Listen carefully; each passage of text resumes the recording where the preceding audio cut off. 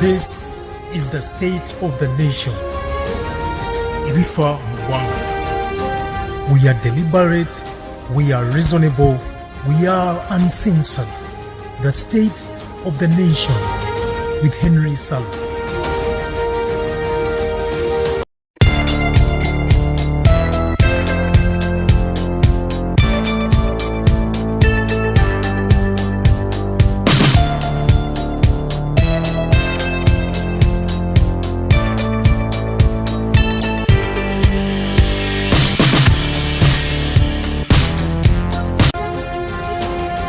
This is the state of the nation.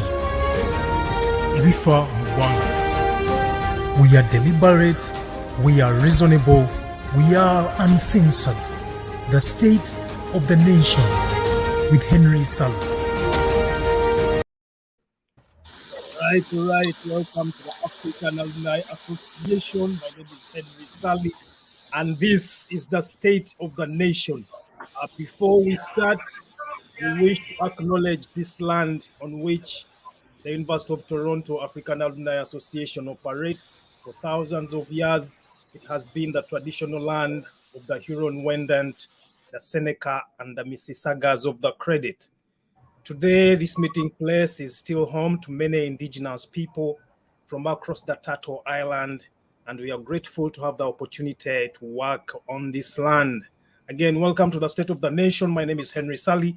In studio today with me, I have a couple of people that are going to be engaging in this conversation. Of course, you all know Dr. Stella Nyanzi. She'll be introducing herself.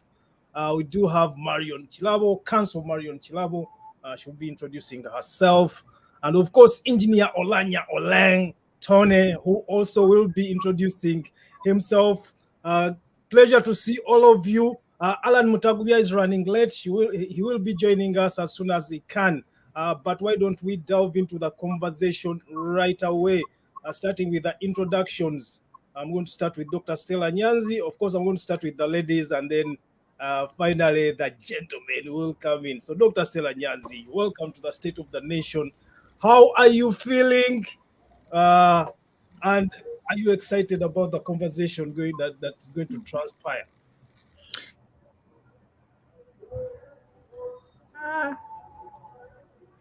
Yeah, just show your picture and proceed. I think you tapped on your camera and went picture. So we see the picture, but we don't see you. We could also hear you if you don't want to put on your camera. Dr. Stella, are you with us? All right, so Dr. Stella has dropped off a bit. She will be joining us back. In the interim, why doesn't Mariam introduce herself? Mariam, welcome to the State of the Nation.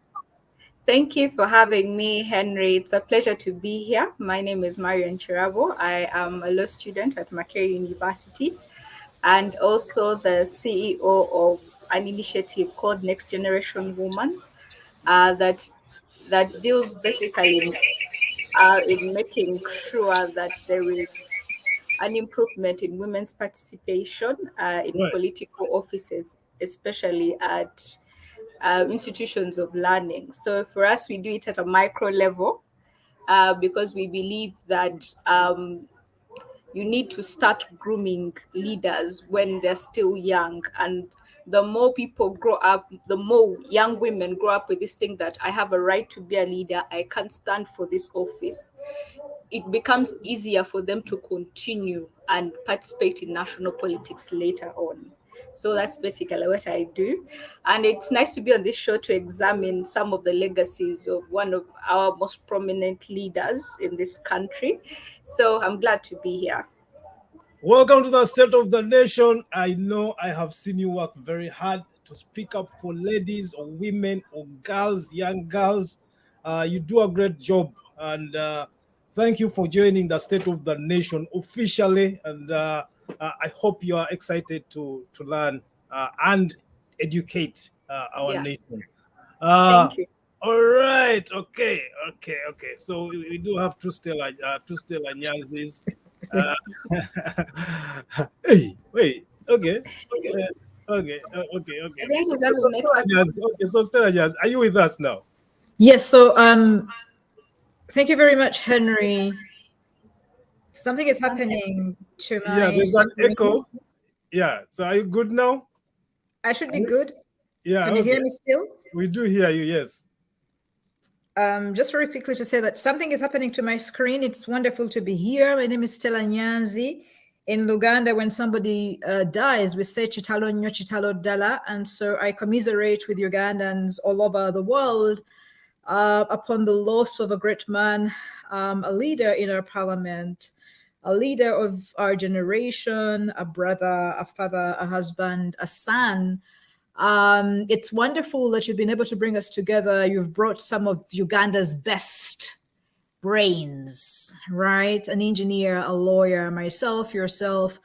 And I think what is interesting for me, why I want to thank you, Henry, for creating this platform this evening, is because we come from different regions, different ethnic groups, different genders, different generations, different political party divides, different proximities and intimacies with the late Jacob Oulanya. And I think that part of what is happening here for me is democratic, the exercise of democracy that I hope for in Uganda, that people, though different, though diverse, though even in disagreement, can sit together around a table and have civilized debate and discussion. I think it's wonderful when the brains in Uganda refuse to be separated because of all the other divisions that we hold as Ugandans, that we can come together as human beings, come together as nationals, come together as people who share the land, the heritage, the passport, the identity of Ugandanness. Because I think for me, it is important for those of us who believe in the liberation struggle that we are able to front our country as a unifier. And so I want to thank you for this time as we commemorate the life of an important person. May Uganda take lessons from his death. May we utilize this moment productively as we grieve. May we not allow Jacob Oulanya to die in vain. May we be strong enough to take painful lessons, beautiful lessons from his life, even before we put him in the ground. And so I want to specifically celebrate Engineer Tonny. We've had a rough week of biting each other because we grieve differently. We approach the death of the departed differently. But Comrade Tonny, I celebrate you because although I have danced upon the grave of a man you love dearly, you are not a coward. You agreed to come and sit with me so that we may think through the passing of Jacob Oulanya together in order to forge a better way forward. Perhaps when you die, my brother, I will weep with pain and grieve for you. Perhaps when I die, you will write mournful poems for me, because we will have come to a place of understanding that although we are different, you're a man, I'm a woman. I'm in my 40s, you're probably a decade or two younger than I am. You're from northern Uganda, I'm from central Uganda. I'm a Muganda. I don't know what your ethnic group is. It doesn't even matter. What is important is we can come from our places of difference and sit together and say, what does Uganda learn from this moment? So, Henry, I thank you very much. And I look forward to the debate and the discussion. If somebody fights, I will fight. If somebody makes love, I will make love. If we sing, I dance. If we shoot bullets, we shoot at each other. And that is what democratic society invites us to do. Thank you so much, Dr. Stella. Engineer Olanya Olenge Tonny. Pleasure to have you at the State of the Nation. Please unmute yourself, introduce yourself, and let us know why this conversation is important to you. Engineer Olenge.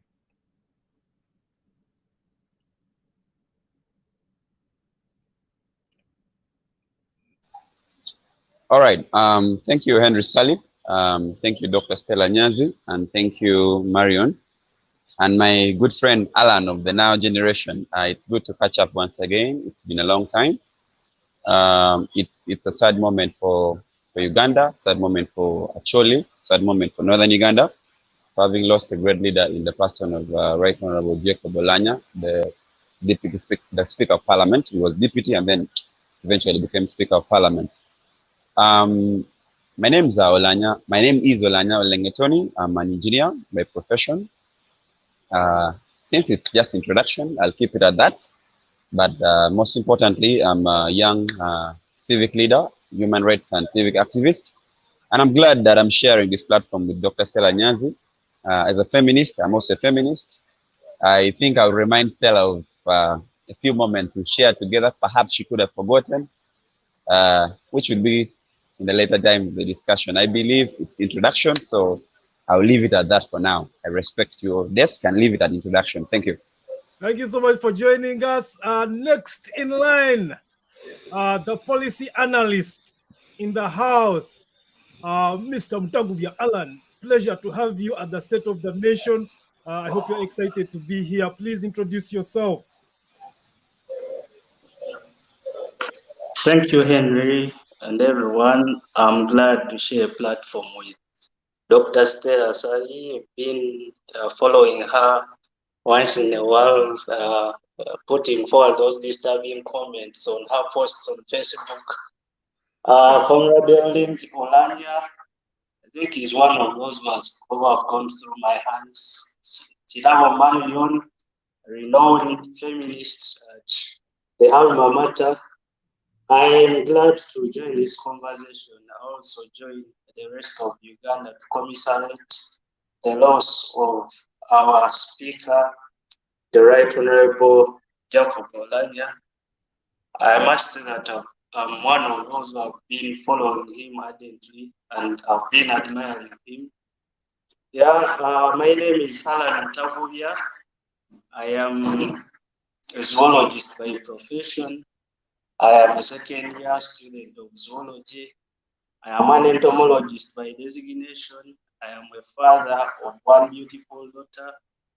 Yeah, I am a kingsman. I must say that I serve my kingdom passionately. I don't know whether that conversation will feature in about the hula the comments that were made by the Chief Justice.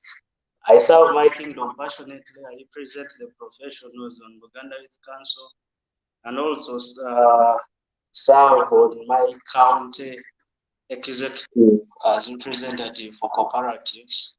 I am a farmer. Yeah, since it is introductions, let me leave it at that.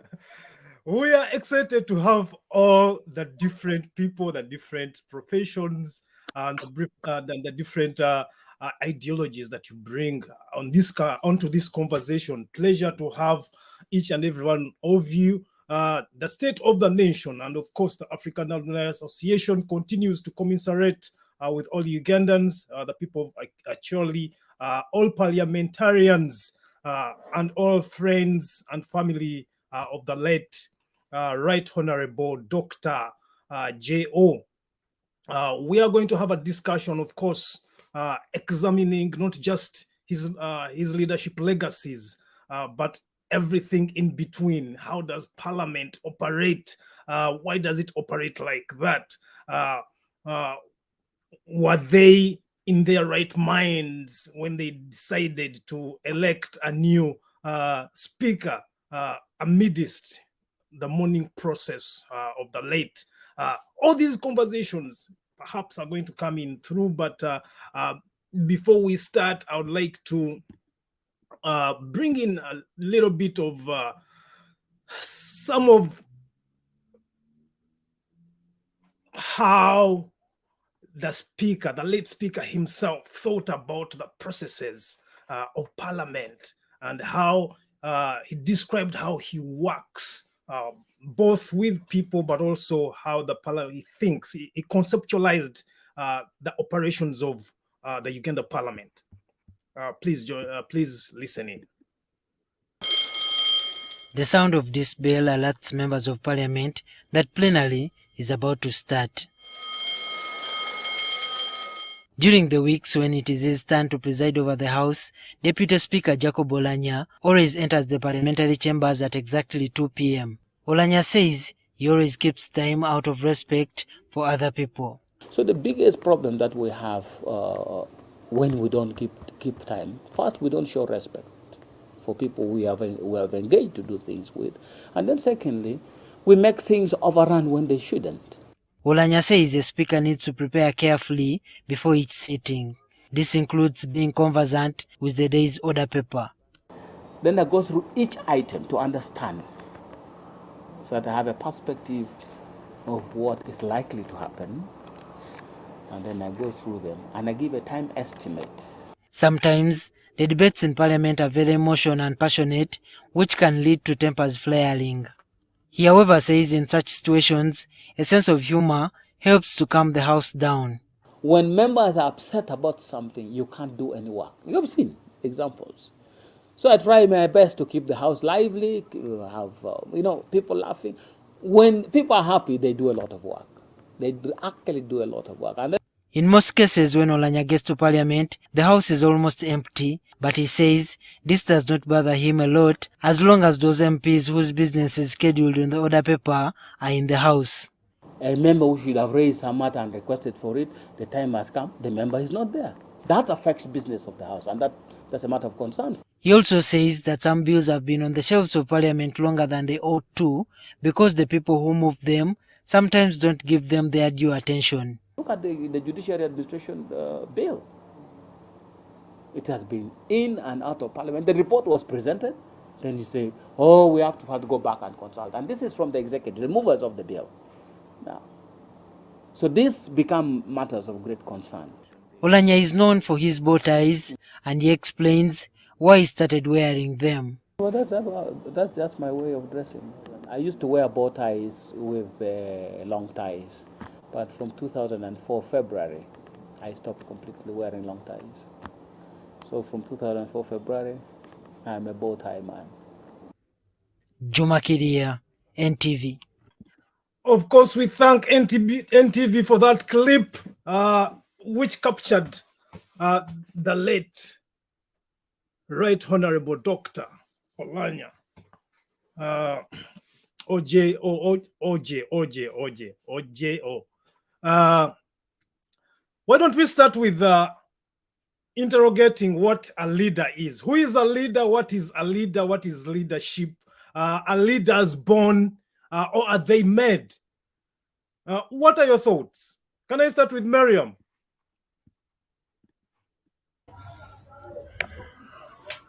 Thank you, Henry. So before I go any further, I didn't give my condolences, and I stand with the country in mourning the late Speaker of Parliament, Jacob Oulanya. I know these are trying times. It has been difficult for a lot of people and very painful. Back to the question you're asking me. To me, when I think about leadership, I just think about the voice of the people. When I look at a leader, I think of someone who has been chosen, elected, or let me say appointed, simply to be the mouthpiece of the people. This person should be able to find. Proceed. Yeah. Okay. This person should be able to connect the people with, let me say, the structures of power that are there at that time. And he should be able to make sure that he uses that link in order to provide or answer the problems that are facing the people. So in the case of, let me say, Speaker of Parliament, you have been elected. For us, our constitution says that you need to be a member of the House, and members of the House are mostly parliamentary members of Parliament that have been chosen by the people. So in essence, while you're sitting in that chair, you have to find ways of making sure that these members of Parliament who represent the whole of Uganda are able to make sure the voices of each of their constituency is heard, and in effect those voices then translate into the legislations of that day, which in essence are supposed to solve the problems that each constituency is facing. So when I think about leadership in that, I just simplify it in that context.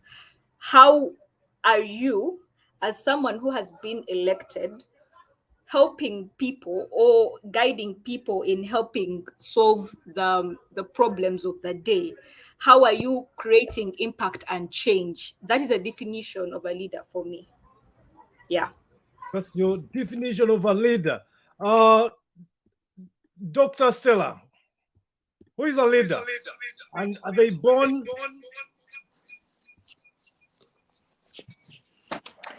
Right, so Henry, I have to explain that there are issues with my connection.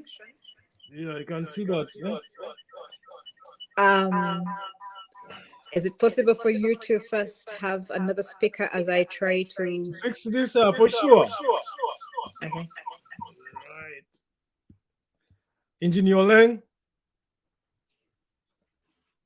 unmute yourself. So every time you're going to speak, you're going to unmute yourself. Yes, thank you, Andrew. To me, a leader is basically someone who is a mirror of society. I would have the simplest definition as that. Someone who mirrors society. I mean, leaders are supposed to be representative of what they lead, or the representation of the society they are trying to lead. So people can have as many definitions as possible. To me, I take it as the simplest way. What you mirror is what we believe you should be leading. So if you're coming from, let's say, Karamoja, you should be mirroring what the people of Karamoja are facing as a leader. Of course, let alone the other aspects of your roles as a leader in terms of coordination and in terms of doing other things, of trying to bridge the gap between your community as a representative, because maybe 1,000 people are representative in one person as a physical representation. So that is what I would understand as a leader would be. Thank you. And of course, you asked and said, a leader's born or a leader's made. You know, that's the debate that has been running up and down. That's a classroom debate. To me, I mean, I don't think it's appealing for me to say a leader is born or a leader is made. I mean, to me, it doesn't add up. That entire question of debate has never made sense to me. Like, a leader's born, a leader's made. Of course, everyone is born. So you then argue in the line of faith. People will start saying, if you ask a question of a leader's born or a leader's made, of course every human being is born. The question becomes insensitive in that angle. That's how I would process it. So I'd rather let it be at that. Thank you. What do you think about people who say, I am a born leader? Anyway, that's a joke. That's a joke. Later. We can come into that conversation later. But Allan, what are your thoughts? Thank you, Henry. Like I said, I am a zoologist and therefore a biologist for that matter. In biology, we believe that the human being is made of their genetic makeup and shaped by the environment. So the leader is both born and shaped by the environment around them. My perceptions about who a leader is that one person who bears a vision for their community and they are able to coalesce, to mobilize, and align the population to achieving that vision. Let me give an example in this case. I am a monarchist, so I follow closely the works of the Premier of Uganda, Charles Peter Mayiga. When he assumed leadership, he came with this vision of Uganda Contiko. Until today, many of us are struggling to define his imagination of what Uganda Contiko is. But as a leader, you must set that bar so high and you engage everyone's abilities to achieve what you espouse. So in this perspective, a leader must have the abilities to, first of all, make the people believe in themselves, but also win the trust of the people that they are leading. Thank you. Win the trust of the people they are leading. Very important. Dr. Stella, welcome back, first of all. You have had the question. I don't know if you want me to ask the question again. What is your, I don't have to repeat the question. So why don't you proceed with that line? Your thoughts, who is a leader? Are they born? Is there a difference between a leader and, I think that's going to be the second question, but yeah, proceed with that. Right. So because we're commemorating a man that I believe has been a leader in Uganda, questions around leadership are important. Who is a leader? Jacob Oulanya was clearly a leader in Uganda, leader of the legislature who was appointed after an election, right? Who is a leader? I think in Uganda today, the question of who is a leader is no longer important. What is important for me is who is your leader. And I want to approach this topic this way because I think that idiots have idiotic leaders, murderers have murderous leaders, rapists have rapist leaders, women have women leaders. Ugandans in the liberation struggle are looking for leaders whose hearts beat for liberation, whose hearts beat for freedom, leaders who understand the need to liberate ourselves from that which oppresses us. And so definitions of leadership in Uganda are going to be very specific and idiosyncratic to the people who are defining leadership. While Jacob Oulanya was indeed a Ugandan leader of the legislature, he is not my leader. Right. While he is a man endowed with a number of amazing leadership qualities, you have shown us a little video where punctuality is important. A man who respects the timekeeping of others as a sign of respect. An important character, a man I would have loved to be my leader. I reject his leadership as a woman in the liberation struggle because he represents the oppressor from whom I desire leadership. Jacob Oulanya was an amazing legislator, an amazing man of the law. I would have loved him to work for me and the sort of Uganda I want to build because his knowledge and expertise as a man of letters, a man schooled in the law, a man who understands the importance of having a legal system that works for all Ugandans. I would have loved him to use his leadership in the law skills to be my leader.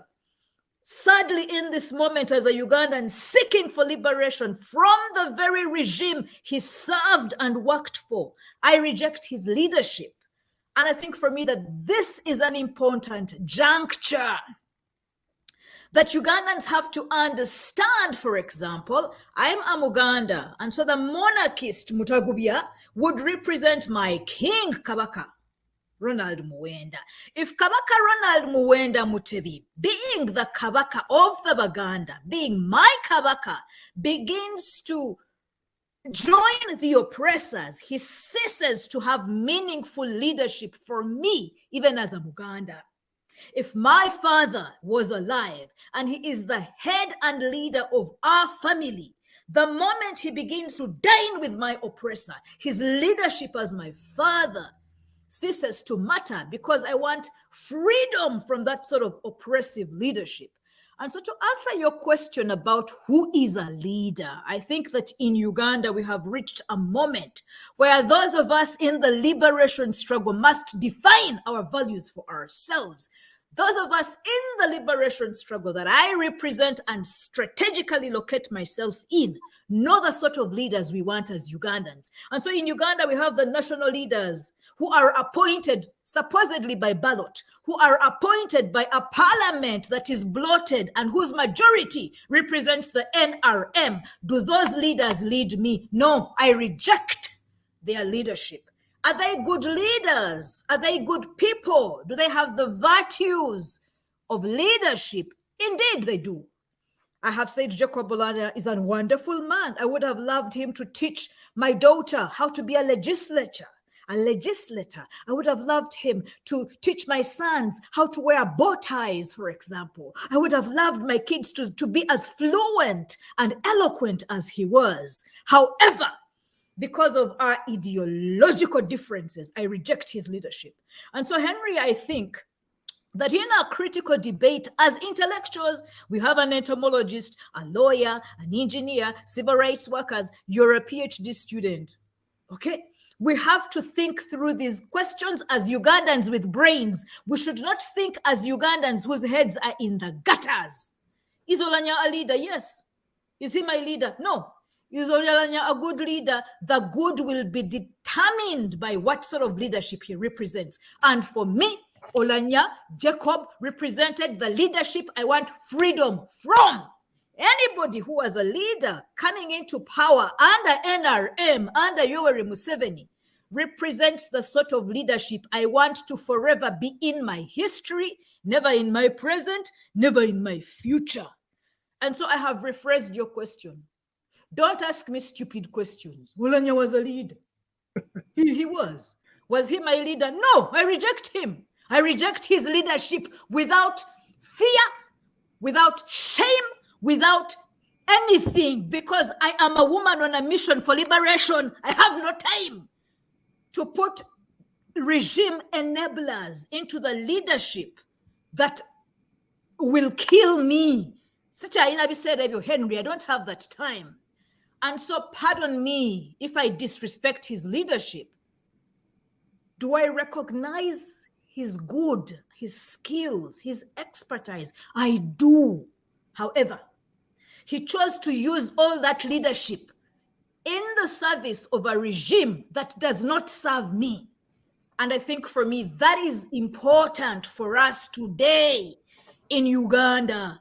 Is Museveni a national leader? He is. If you read Wikipedia, his name is there. If you go to State House, he's there. Is he my leader? No! Okay? I have my interest in the freedom struggle for Uganda. And I think for me, that is how I rephrase that issue. All right.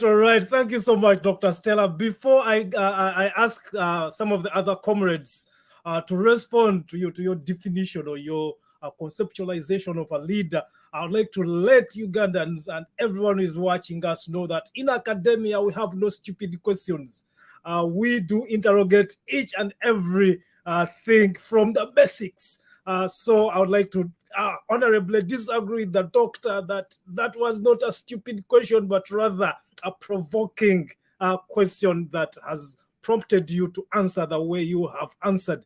I also want to recognize people who are following us on other social media platforms and those who have managed to put in some comments. Ayala Simon Massimo or Massimo, Eric Impalany, Ocheng, Elizabeth, Eliza Henry,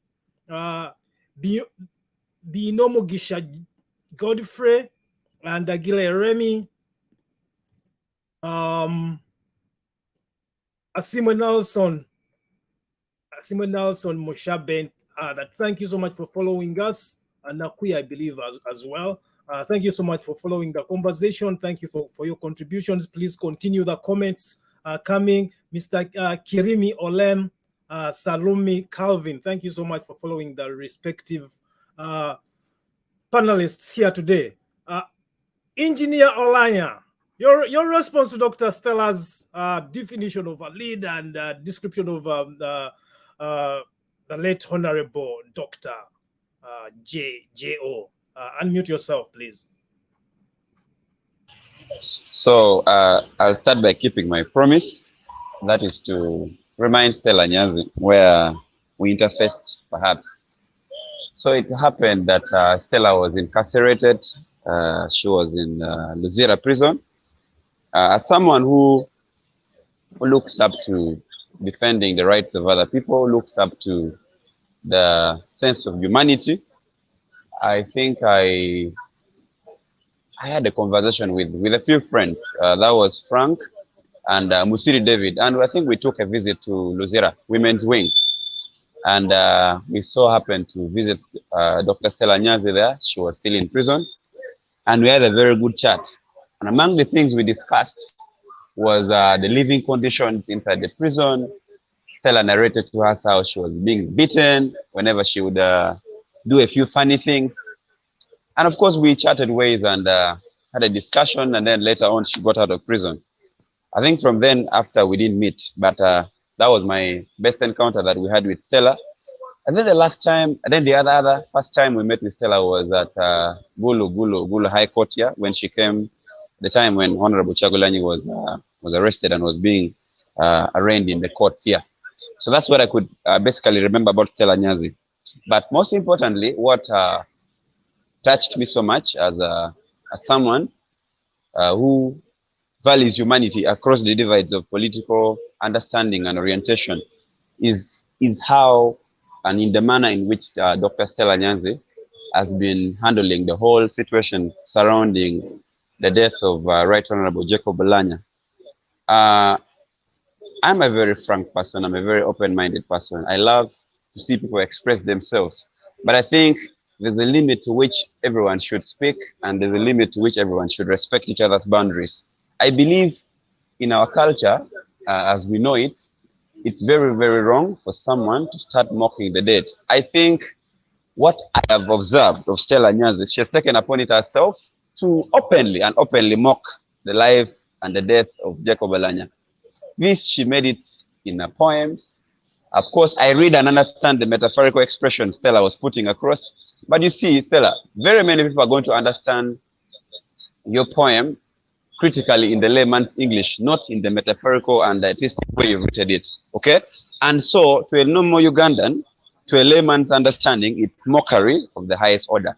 I don't think at any time, Stella, we expected, I personally, as an actually, expects you, who has been someone I have really followed and have met and we've interacted several times, to really mock a person of Jacob Oulanya.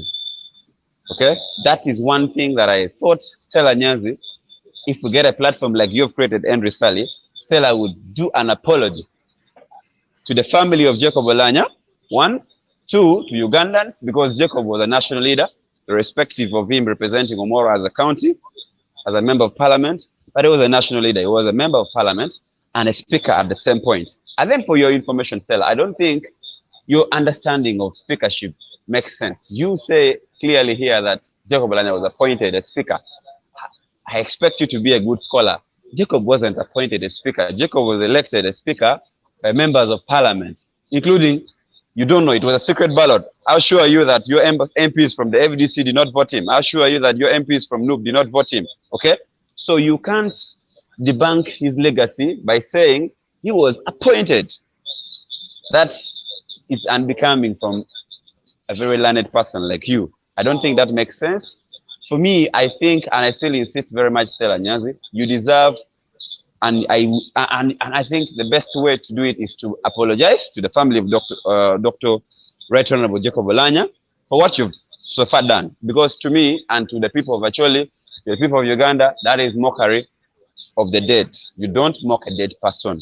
You had the best platforms to access parliament as a public office. You should have gone there if you are right thinking.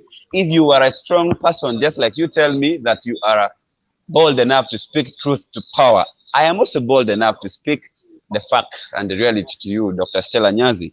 You have children. What you've said is on record. What you've said is on media. The internet does not forget. They will remind your children for what you've said on the death of Jacob Oulanya. I've seen you. You've even put, I think there was a headline of your post and you said, you dancing and celebrating the death of Jacob Oulanya. That is one thing that hurt me, and I think it hurt so many people. Many may not get the chance to speak to you, but Stella, as a mother who has children, just like I wrote on my comment, as a mother who has children who have citizenship of this country, irrespective of where you are now, be it exile or wherever the case in Germany, I think the rightful thing for you to be doing as a mother of this country, as a mother who has children in this country, is not to go the way the direction you've taken. Of course, I've been observing a lot of things that you've so far done in this country. I mean, you see, All right. We I just want we could use our space. We could use our space. No, I'm trying to I'm trying to respond to Stella's submission. We could use our spaces. We could use our spaces to respect each other. Yes, that's one.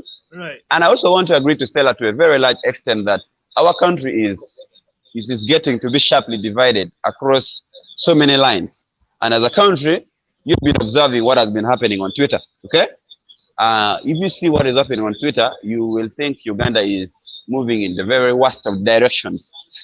I want to believe that our country needs a very honest discussion, a discussion on national unity, a discussion on the future of this country. We need to have that honest discussion. Otherwise, what you see happening on media seems to be going out of hand. I've been observing how the speech of the eulogy of the Chief Justice, Mr. Windolo, has been taken out of context. I want to make this straight. Yeah, let us focus on Dr. Oulanya. Let us focus. Yes, we are focusing on that, and I also would request that you allow me make my submissions without interjections, because I think you've not interjected another person. People, right? There's 4 people views. I want us to respect each other, and I want us to give each one some time to respond. I'm trying to make my point and drive it home, but you're trying to distort it also. So what I'm trying to say is this: respectfully, this is the nature of democracy.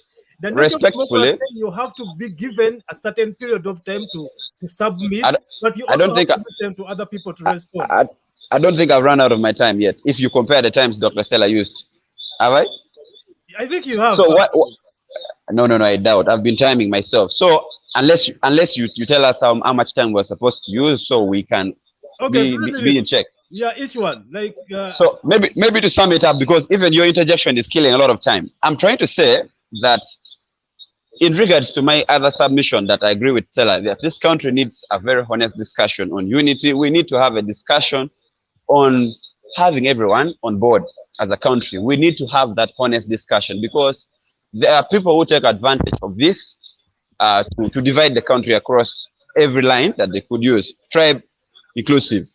So I would think very much strongly that if and only if we learn to respect each other, I think this country would do much better. The question of respect has come in very, very much strongly. You would ask me a question, just like I've seen someone is sending in the comment. Maybe I could respond to that. That did the Chief Justice apologize? True and very true. The Chief Justice has not made any tribal sentiments. He has simply said, let the good leaders in Uganda, just like Stella Nyanzi is, go and criticize the bad things being said, or perhaps demand that, yes, what was being done and the mockery that the likes of Stella Nyanzi are putting on Jacob Oulanya is not right. Because for him, he says he grew up in Buganda, he was taken care of in Buganda, he knows the Baganda as a very good group of people or a very good tribe. And the Baganda are the most accommodating people. I mean, look at central Uganda, you will find very many tribes of every nation, almost in the world. So it is very, very wrong to get someone in context, out of context, and then try to tribalize the whole line to make a whole point. His point was clear, and it is on record. His point was clear, it is on record. What I want us to understand is this. If Dr. Stella has gone as far as celebrating the death of Jacob Oulanya, in all ways, Stella is forcing us to call her a sadist. I would want to know Stella as a legal scholar, as a scholar, as a researcher, that everyone celebrates as a brain in this country. But I think she must, as she challenged Dr. Oulanya for having used this eloquency, as his brilliancy, his good qualities of leadership in the wrong way, I would expect and challenge Stella in the same way, if she wants to have a good moral authority, to better and better have in her head to use her skills, her knowledge, and her wide ranges of experience in skills of research and wherever she's become in this country, to better and better this country, not to divide it the more, not to mock the country the more. You see, Stella is adding fire on fire. We agree we are not at the best level as a country, but you don't address that by mocking a dead person. No, that one I don't agree with you, Stella. I am an Acholi. I share a name with Jacob Oulanya, like Oulanya myself. Stella, I have given you my background. I myself walked into your prison. I walked into the women's wing. I visited you, we had a chat. I would expect you to have respected at least this gentleman. He was a fine gentleman. Even when the debates were hot in the democracy, Stella, even when the debates were hot in parliament, I believe you saw how this gentleman handled debates in parliament. So to me and to everyone in this country, I believe, Stella, you have children who are growing up. At some point, they're going to work in any part of Uganda. You don't want your children to be singled out that this is Dr. Stella. These are the children of Dr. Stella, the ones who at some point abused Jacob Oulanyah when he died. That would be the worst investment you're making for your children, Dr. Stella. That is why I find it right for you to find time and apologize. And apologize to the family of Jacob Oulanyah and apologize to this nation. It is fine, you can laugh it off, but it is fine, you're building a time bomb for the future. We need a country that unites everyone. We need to have an honest discussion. This is one thing I agree with you. This country may not be at the best of its time, but we need to have leaders who can put it together, not tear it apart like you seem to be doing so. So let me end it at that point for now. Thank you. Thank you so much, Dr. Engineer Olenge Oulanya. First of all, that's my duty. I need to interject if I think that some people are taking more time than others, but it's good that I've let you drive your point home. I want to give, before I give Dr. Stella to respond to some of your statements, I want to give Marion an opportunity to give us her thoughts. Marion, are you still with us? Yes, I am. Wow, what a conversation, what a submission. And before I say anything else, I understand, the pain, when people are grieving, the pain they go through and how they feel about it. But the problem I have with this whole situation is it's like if Oulanyah was a cultural leader and not a national leader. It is actually this, and I'm sorry, I understand where the people of Acholi are coming from, but just because the man was maybe a hero to you guys, was somewhat of an inspiration, does not mean that the rest of the country felt the same way about it. I want to quote what the previous speaker said about him being a national leader. Now, in his being a national leader, there are certain things that he did to other people, and therefore those people are entitled to hold him to account because of the things that he did in his office. Of course, culturally and an African society, we say you don't speak ill of the dead, but I would like to say, and for the lack of a better word, that's whole bullshit, because if you are a leader, you have a legacy. There are things that you did during your, and when people are sitting down to reflect on your death, they will reflect on both the good and the bad that you did. I mean, we are not here that's saying that, and not was a Hitler or anything, that just because Hitler is dead, we ignore all the people that he took to the slaughter. You get? There are certain things that Oulanyah did in his career that affected other people badly. For example, let me say the passing of the Public Management Order Act. We know the effect that that act has had on so many people's lives. And I would say that even Dr. Stella Nyanzi has been a victim of that particular act.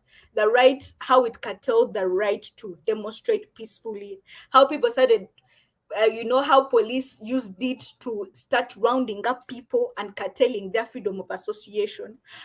Oulanyah is on record for exonerating Mutebire over the compensation of over 160 million that he gave to Basaja Balaba.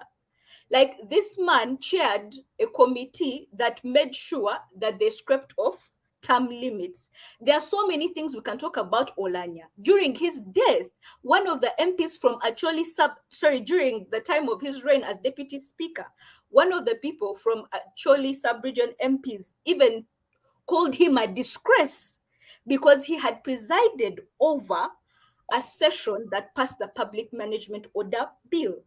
Like, throughout his 10 years as deputy speaker, he was considered a puppet of the government. Just because he has died does not mean that people forget all the bad things that he has done. And the thing is that he was a national leader. We can't treat him as a cultural leader, as a leader for only Acholi. We cannot forget what he did to other people. Yes, maybe he was good to the people of Acholi, but even when you go down, I know on good record, because I did participate in the 2021 elections, and we did have people mobilizing in the north, and we know on good record the people that Oulanya sent to beat and harm people just because they were mobilizing for opposition leaders. Because he has died, I'm sorry, we just can't forget the hurt that he has equally caused. While you're hurting, there are people who he has hurt during his lifetime, and he can't run away with that. Like, death does not erase your sins. We can only look back and maybe learn lessons and maybe sympathize with his family and the people of Acholi. But we also have to acknowledge the hurt that he has put on other people, on the people of Uganda. Yes, he was an incredible man. He was an intelligent man. He was a lawyer. He was this and this. But then we also need to investigate how all this intelligence that he had affected the country. At the end of the day, as a leader, and if you're a national leader, we look at your legacy. History will always judge you by your deeds, not because you died or you lived. It judges you by what you did when you were alive. When we look back at Oulanya, what did he do? His degree in law or his masters and all that, what did they help? What impact did he have on Ugandans? What impact did his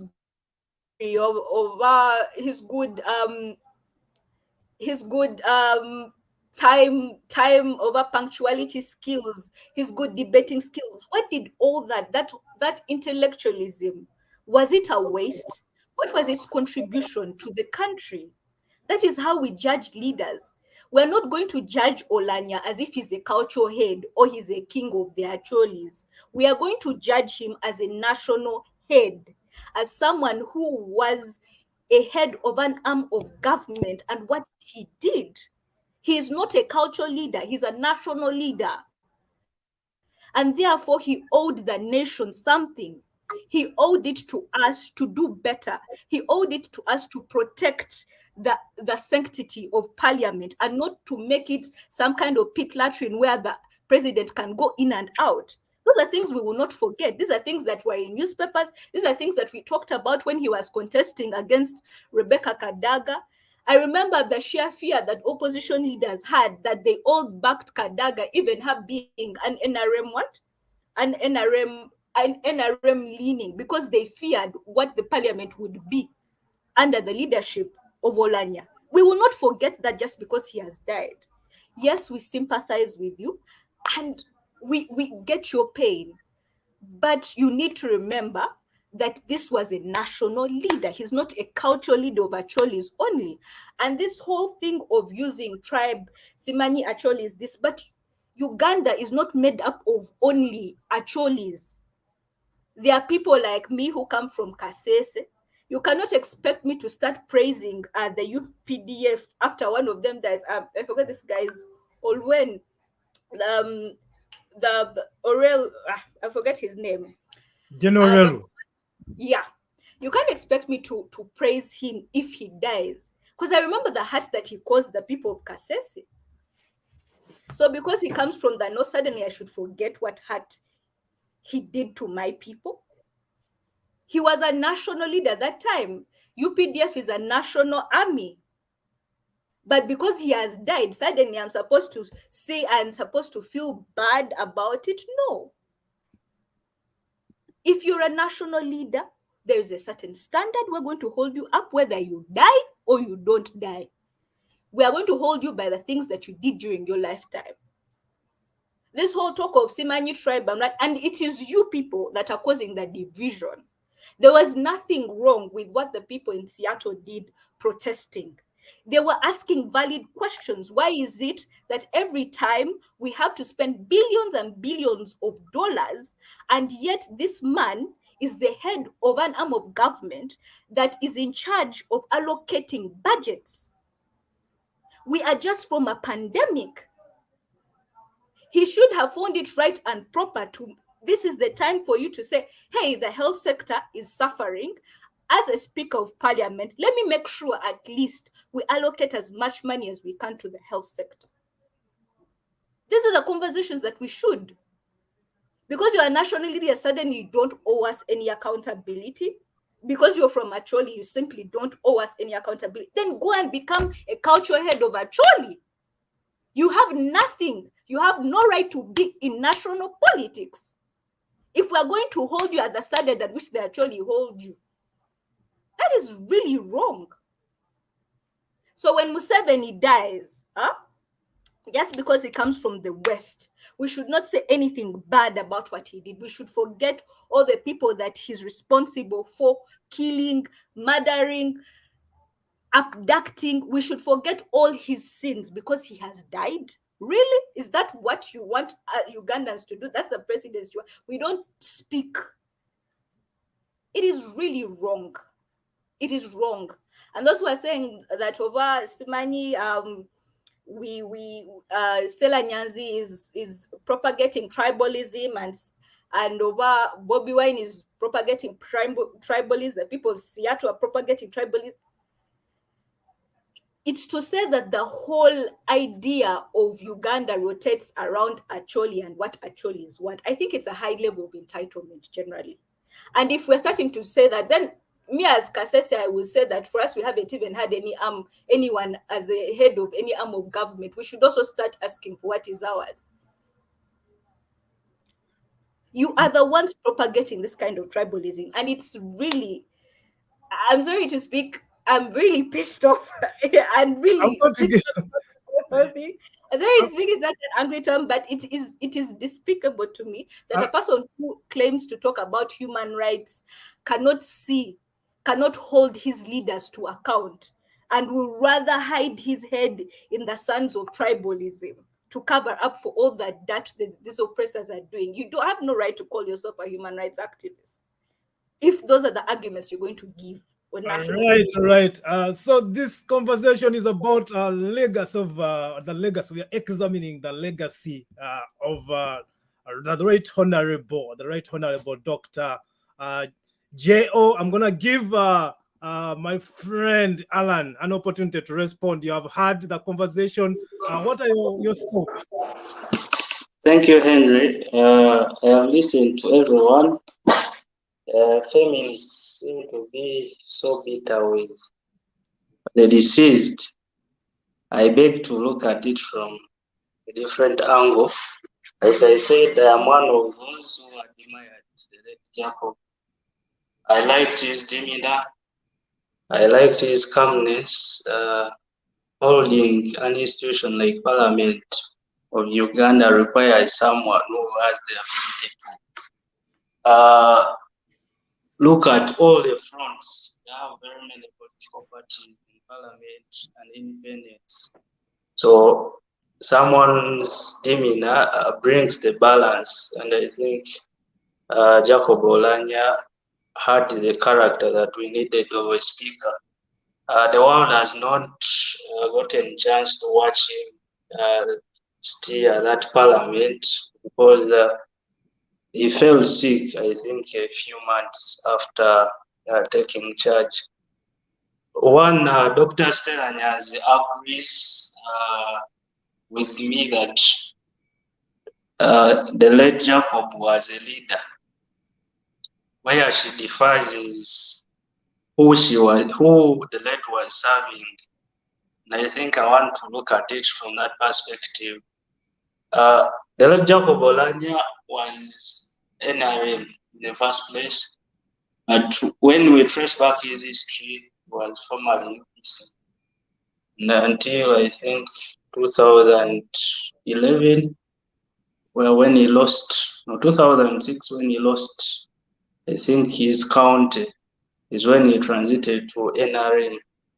I am one of those who believe that politics is transitional, and those who are aspiring for change, including including Marion Olenge, and all of us looking forward for a better Uganda. I believe that we should always give people a chance. If Jacob Oulanya changed from UPC, which is traditionally his party, and maybe his parents' party, and currently is NRM, I believe that probably, depending on how those opposing would seduce him, do not know what will happen. For example, when President Kaguta Museveni leaves power. So I believe in giving people a chance. One, the few plenaries that the late Jacob Oulanya steered, I remember him stating that this country needed a honest conversation that includes everyone.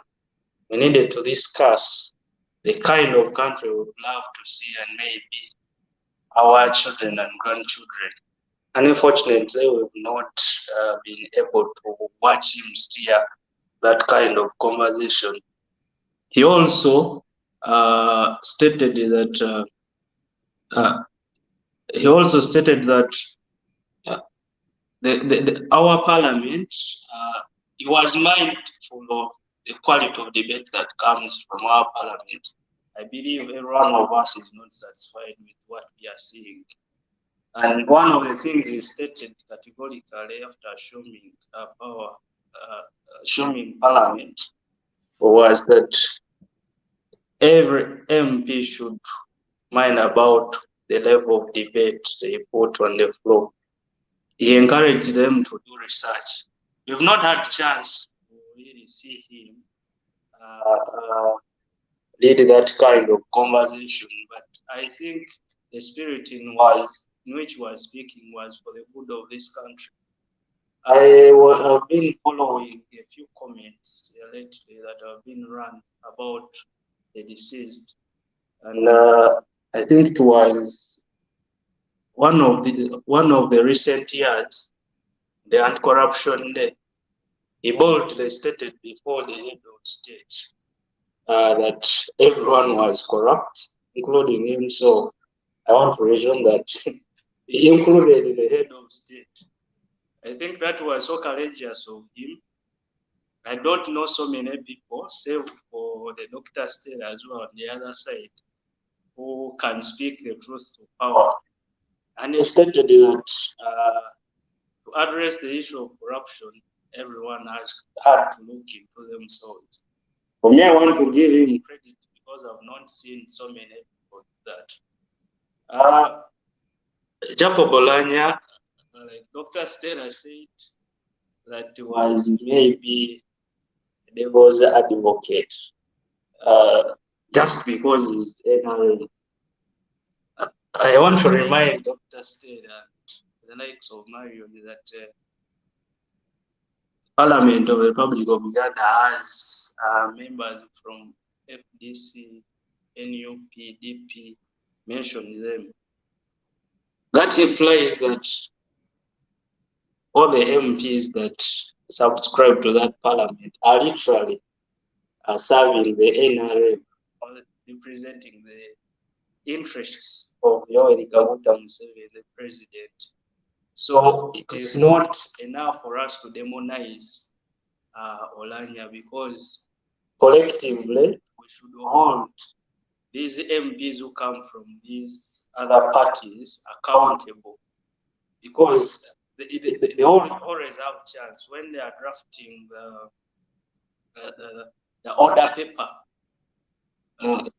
I think the parliamentary commission,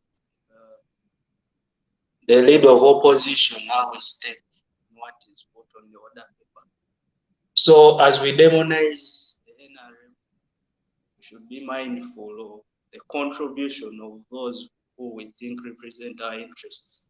The Honorable Zake, I don't want to call him former commission, though apparently he is until God pronounces him so it's all. The Honorable Zake, the Right Honorable Matthias Impoga, did a conversation for those. Come again? We keep missing some of your submissions because every time you change the direction. So speak in the mic. Okay, I am saying that Parliament has representation from all political parties, including those assumed to be opposition. I am deliberately using that word because I know that there are many of them who are at the face value opposition, but what they do within Parliament are not representing the interests of the minority. So we should equally hold all the MPs accountable. Even when the NRM has the numbers, when they are drafting the order paper, the parliamentary commission where opposition has one representative out of the four, and the leader of opposition takes part in drafting the agenda. So if Parliament leads a conversation that is anti-Ugandan, anti-citizen, even the MPs that represent the opposition should be held accountable. The Speaker takes lead, but the opposition also has a chance to make a contribution. So for me, I want to look at the Honorable Jacob Oulanya. I think it is not it is not honest of us to make judgment of him from his speakership because literally he has not chaired more than 3 sessions. Maybe the only account we can give of him is when he was former speaker. I must say that he was also NRM vice chairperson, Northern Region. Maybe we can look at him from that perspective, how the Northern Region has been disenfranchised.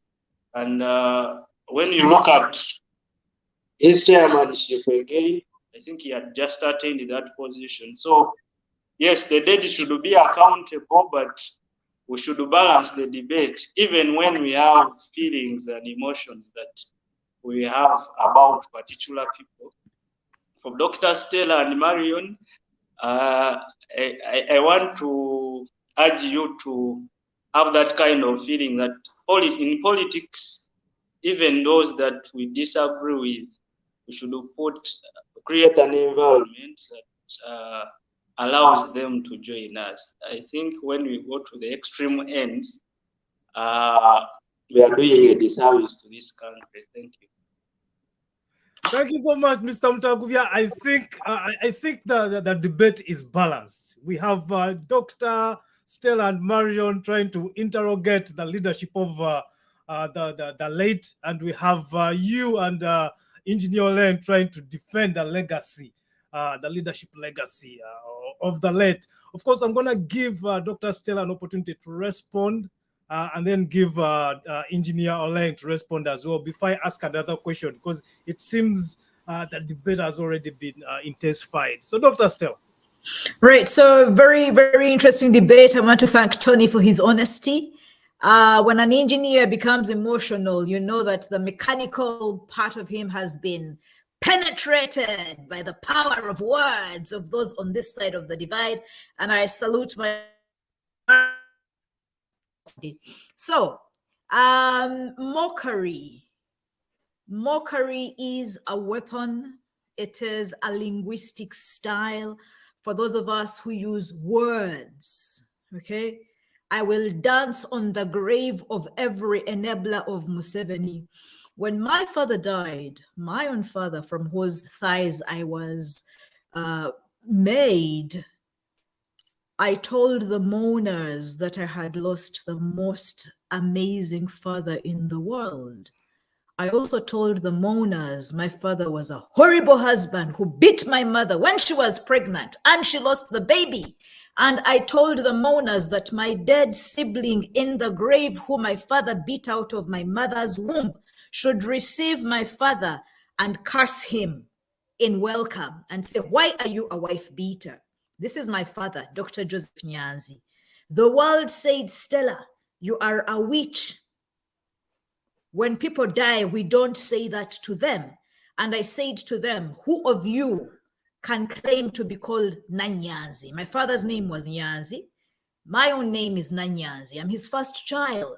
Who of you will ever speak about my father as I, the daughter he loved the most, to give his name?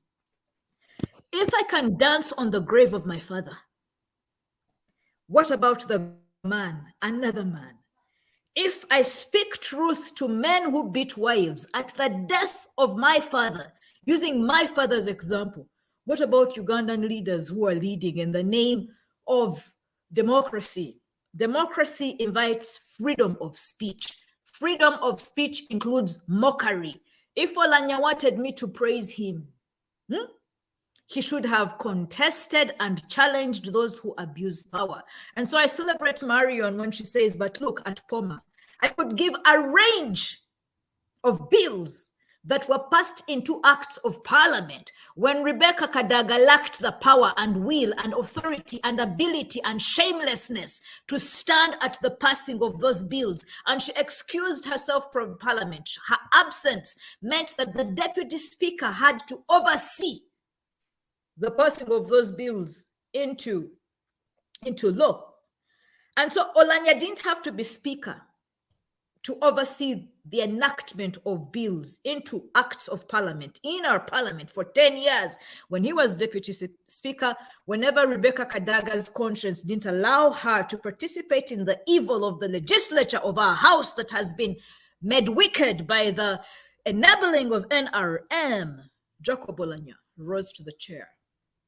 Okay, and we know the bills because we have studied the Hansards.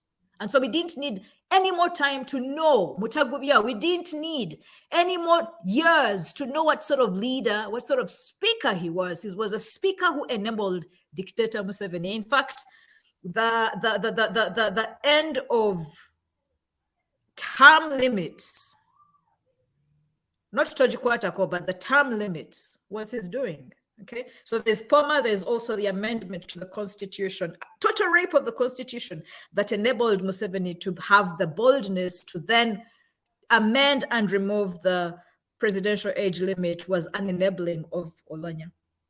The question about an apology, I refuse to apologize to the family of Oulanya for anything that Henry has done. However, I apologize to the daughters of Oulanya, the ones he was unable to take care of. I apologize to the wives, late wives, ex-wives of Oulanya, that they had a Ugandan man who was not man enough to take care of them when he was taking care of so many Ugandans. I apologize to the women of Omoro.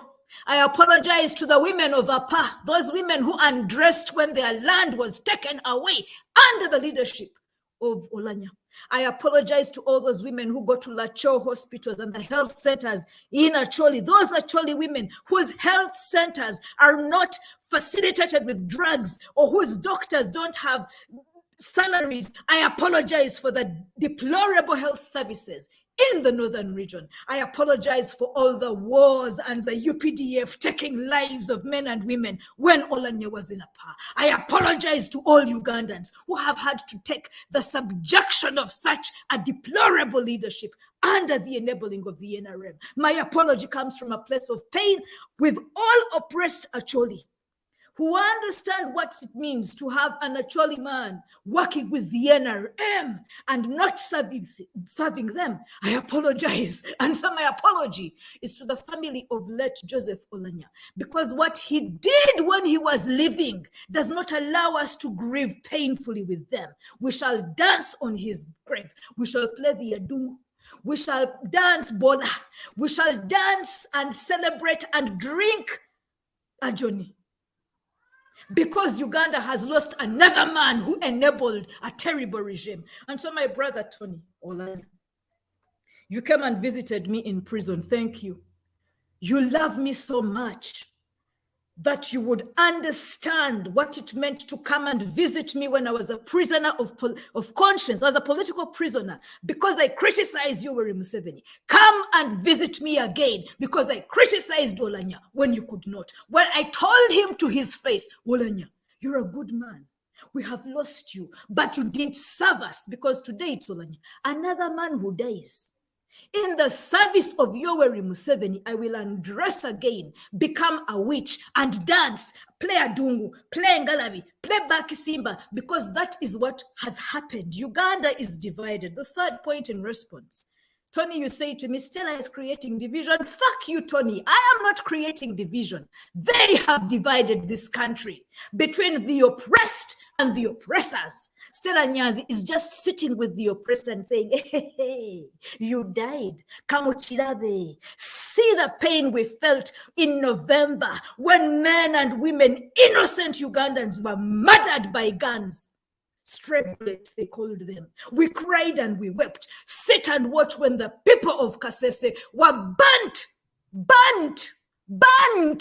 Sit and watch and see us celebrate the way you celebrated NRM when men and women were abducted in drones by the thousands. And so, yes, Uganda is divided, but I have not divided Uganda with the oppressed, and they are those who oppress us. The division is not caused by tribe or religion or language or gender or economic status. The division is really about those who oppress and those who are oppressed. That is the division I haven't created. All the other divisions are natural. They're men and they're women.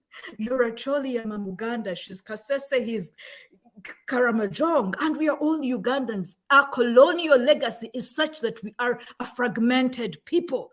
Those divisions are not worth tearing us apart because we carry the same passport. The terrible division we have is that we have oppressors whose necks are on our boots. When Yoweri Museveni was raping the constitution, Oulanya caught his buttocks and said, rape harder, rape harder, rape harder. It is those hands of Oulanya and all the enablers of Museveni that allowed him to amend our constitution to rape it. That is the division. That there are those of us who are raped and they're the rapists. There are those of us who have stolen from and they're the thieves.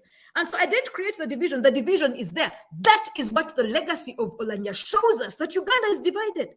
These tribal divisions are natural. I'll never speak Acholi like an Acholi. You may never speak Luganda like a Muganda. And even if you know Batmao and you do, the divisions that are silent or salient meaning important, are the divisions between those in power, oppressive, abusive power, and those of us without it. And yet our constitution says power belongs to the people. If power belongs to the people, there's those of us who are fighting to get back our power, and those who have it and abuse it. And just the last 2 points about not grieving for the dead. Huh? Death does not erase the wrongs, Marion told us. In death, at every burial, there is that mad woman, Jimmy Spire Sentongo taught me. Every funeral has a dead woman or a mad woman, dead to the conscience. She's drunk with wine. She's drunk with pain. She will sit and speak the truths you don't want to hear. Me, I am drunk with the pain of oppression. Okay? And I speak it. I speak it. I speak it. And when I speak it, you feel it. Because it no longer serves Uganda. For me to be what I am, a writer, an eloquent person, a shameless woman, a witch, what haven't I done? If I can undress on the streets of Kampala, I can undress in court, I can undress at Makerere University. Why can't I undress at the burial of Jacob Oulanya? What do I have to save? I'm saving nothing. I am a shamed woman. I am a witch. I am mad. I am drunk. Okay, get it from me. Get it from me. I will say the things that have to be said, because death does not erase those things that have been done to us.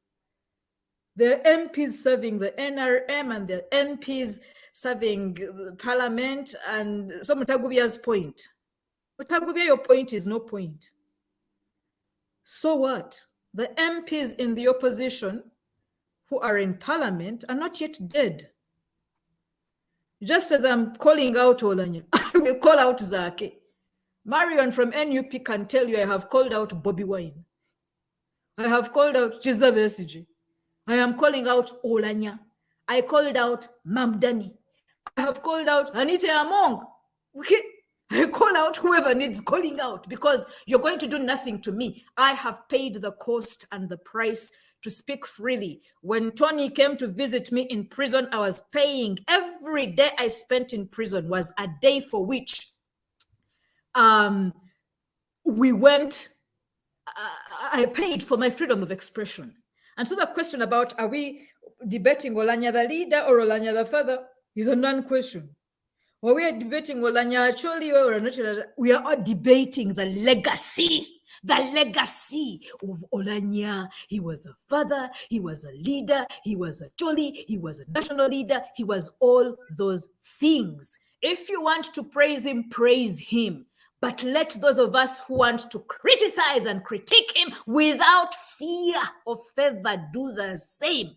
That is what democracy means. That is what freedom of expression means. That is what a good legislator, if he was a good legislator, would love. And so instead of silencing me, invite me to speak freely those things you don't want to hear, because Ugandans must hear them. And for me, I utilize moments such as this to speak truth to power. Museveni is listening and he's responding. Hey, those of you who say that Oulanya is dead, we shall come for you. And then he died. Those of you who said that he was poisoned, we shall come for you. And then the father said he was poisoned. Is Museveni going to arrest Olanya's father? The idiocy in our state house. The president is the father of all idiots. He names Ugandans as idiots. But the idiocy in state house has been clearly revealed at the death of Oulanya. So we should thank him. Thank you, Jacob Oulanya. Rest in peace, because you're exposing Museveni's idiocy. He's the father of all idiots, and Yoweri Museveni is the father of all murderers. I name him the murderer of Jacob Oulanya. Come and do what you want to me. Engineer Lang, your response or your thoughts regarding all the submissions that have been done, please proceed. Unmute yourself. Are you muted?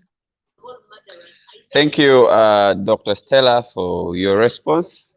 One thing I picked is Dr. Stella has not yet stopped with the behavior of having sharp words. I would call them sharp words. She sent me a fuck you word, which is okay. You know, Stella is fit to be a mother to me. I'm a born of 1995. So imagine a country where a mother abuses the son. Fuck you. That is in our own words. I don't think, and I will still insist that that is the best approach to situations. You can express yourself in as much as you can. That notwithstanding, I want to start by responding briefly on what Marion brought. I want to appreciate you, Marion, for your submissions. Brilliant, spot on. That's your opinion. I respected the way you've said it. On the question of what Jacob Oulanya did as a speaker, as a member of parliament, as a chair of the Legal Affairs Committee of Parliament, I will tell you for a fact, in a democracy like Uganda is, in the multi-party democracy like we have, every party has its interest. Okay, it's the numbers that play at hand. Jacob performed the role that he, as his party and his party members, agreed on, and that is it. For you, as a person with a divergent views, should have sent your views through the party that you subscribe to, and they would have done their job. This is a question of the law. It is what the rules of procedures of parliament prescribe, that if it comes to this, there are procedures of doing all these things. So he does these things, or he did them, or any other person in parliament will be doing them as prescribed by the law. There are things that were done out of the law in parliament, and you've seen the constitutional court struck them out. So it's on record that Jacob participated in the process of amendments of the law. That he did within the laws of Uganda, that he did within the arrangement of the party, the NRM that he subscribed to. So there's no need of shouting on top of wherever. You can become as much emotional as possible, but the most important thing you need to know is In that house, you have members of opposition, members of the NRM, who have different agendas. Okay, the opposition whip was supposed to do his job. Jacob did his job as they agreed as the NRM party. So even if you make as much noise as possible, you have MPs in the house. Tell them to do their job. That is what I would tell Marion. It's a question of the law. It's not a question of what he did. How does it affect Ugandans? Okay? Every member of opposition, Stella Nyanzi, every member of opposition was given that money to go and consult. Not so? In the age limit, they were given 21 million. In the constitutional amendment of the term limits, they got 5 million. Stella, you are in Uganda. Marion, you, my sister, you are in Uganda. Didn't the opposition guys sign for that money? Didn't they pick the money? Who? Maybe let alone the drama they caused on media, where an opposition member of parliament comes with 21 million to return it on table. After the cameras are off, he picks his money and goes back with it. That we saw. I didn't hear you speak about that, Stella Nyanzi. I didn't hear you speak about that, Marion. The double standards played by the members of parliament who are in opposition. The double standards played by members of parliament. It's unfortunate Stella did not go through. Very unfortunate. This house would have actually felt a bitter point of Stella. At least she would have expressed herself the way she's expressing herself here. Although I don't think they would allow her to abuse the speaker. Fuck you. Okay? So, to me, there are fundamental questions, just like I've said, that a person like Marion should understand that when I say the question of having an honest discussion as a country needs to be had, I am not meaning Oulanyah was supposed to be a cultural leader. In this case, I would say the perspective of the lines of division that is being brought about after the death of Jacob Oulanyah is because people who are speaking represent a certain group of people, majority from the Buganda kingdom or the Buganda tribe.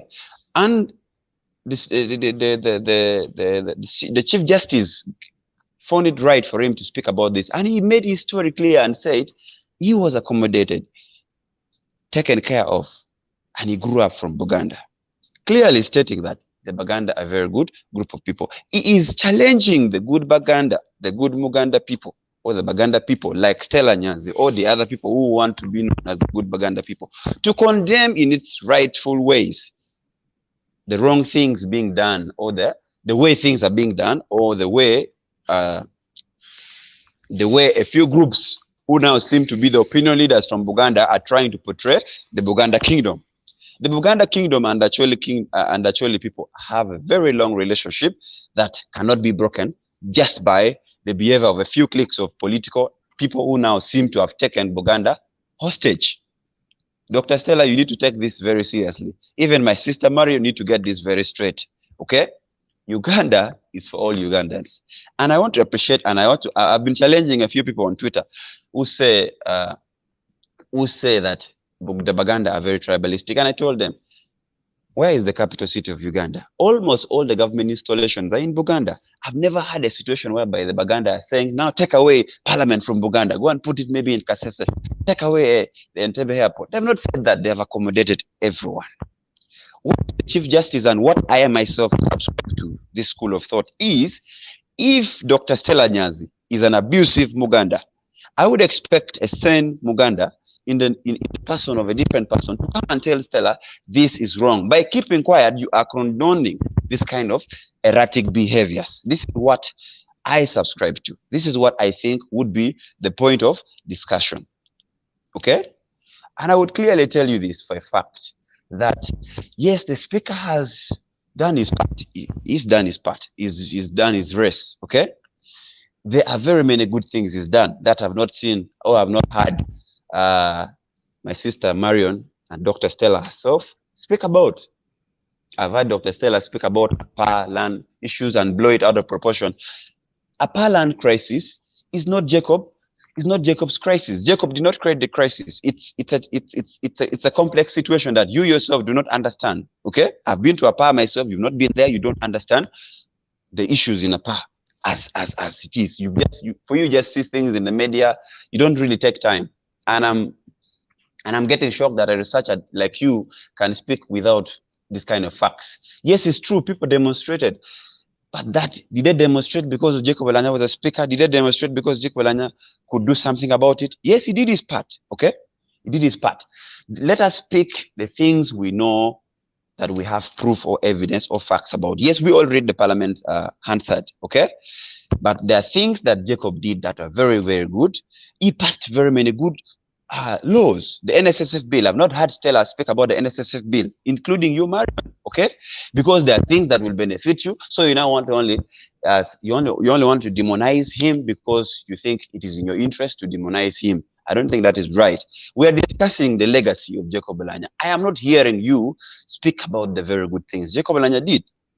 Okay? I myself disagreed with Jacob Oulanya severally on a number of things. But it is good to also recognize the contributions this gentleman made to this country. Dr. Stella and my sister Marion, you do not have the moral authority to challenge what Jacob Oulanya did. Jacob Oulanya has all the rights and has all the reasons, I will tell you this for a fact, all the reasons to abuse, to mock, to demobilize the campaign and to oppose the Museveni regime. He has all the rights. He has more rights than even me, than you, Stella, than Marion. Just because you've not taken time to understand where this gentleman came from. You know, if I may bring you to understand what Jacob Oulanya went through when he was Speaker of the Guild government of Makerere. That he was UPC. He was a Guild Speaker. Mao was the Guild President. If you know what happened to Jacob Oulanya, then by now you should be taking a lot deeper reflection. You should be doing soul searching why you should abuse this man to this level. This man, literally, he opened up, because at some point I had interactions with Jacob Oulanya. He opened up his stomach and showed me. He said, my friend, you share a name with me. You deserve at least a right, my namesake, to see. I saw the area where Jacob Oulanya was operated. That area where Jacob Oulanya was operated, he had gotten beatings. Some people say he was shot at. Mao has his account of the story. I don't want to argue with the lines of story that people bring about what exactly transpired in Makerere on 10th of that year. Okay? I don't want to bring, I think it was 1998, around there. But what he went through under the hands of the military forces that were deployed there tells you that this gentleman has had a long history of struggle. More than you people.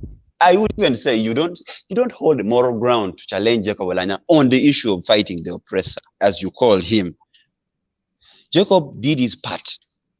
It went to me because I had a discussion with him. I was like, yes, having had all these issues, become a very good speaker of Makerere University. You had these issues, you were shot at, or wherever issue happened to you, you almost lost your life. You were operated, they removed your pancreas, they removed your spleen. For the oppressed, for fighting for what you believe in. Jacob was a very, very, very, very daring person. He was actually a very, very courageous person. I don't think Marion and Stella, you have the courage Jacob had to fight for what he believed in this country. So for him to start working with the NRM, I think it's only, at some point we believe Stella is not going to grow old as she is.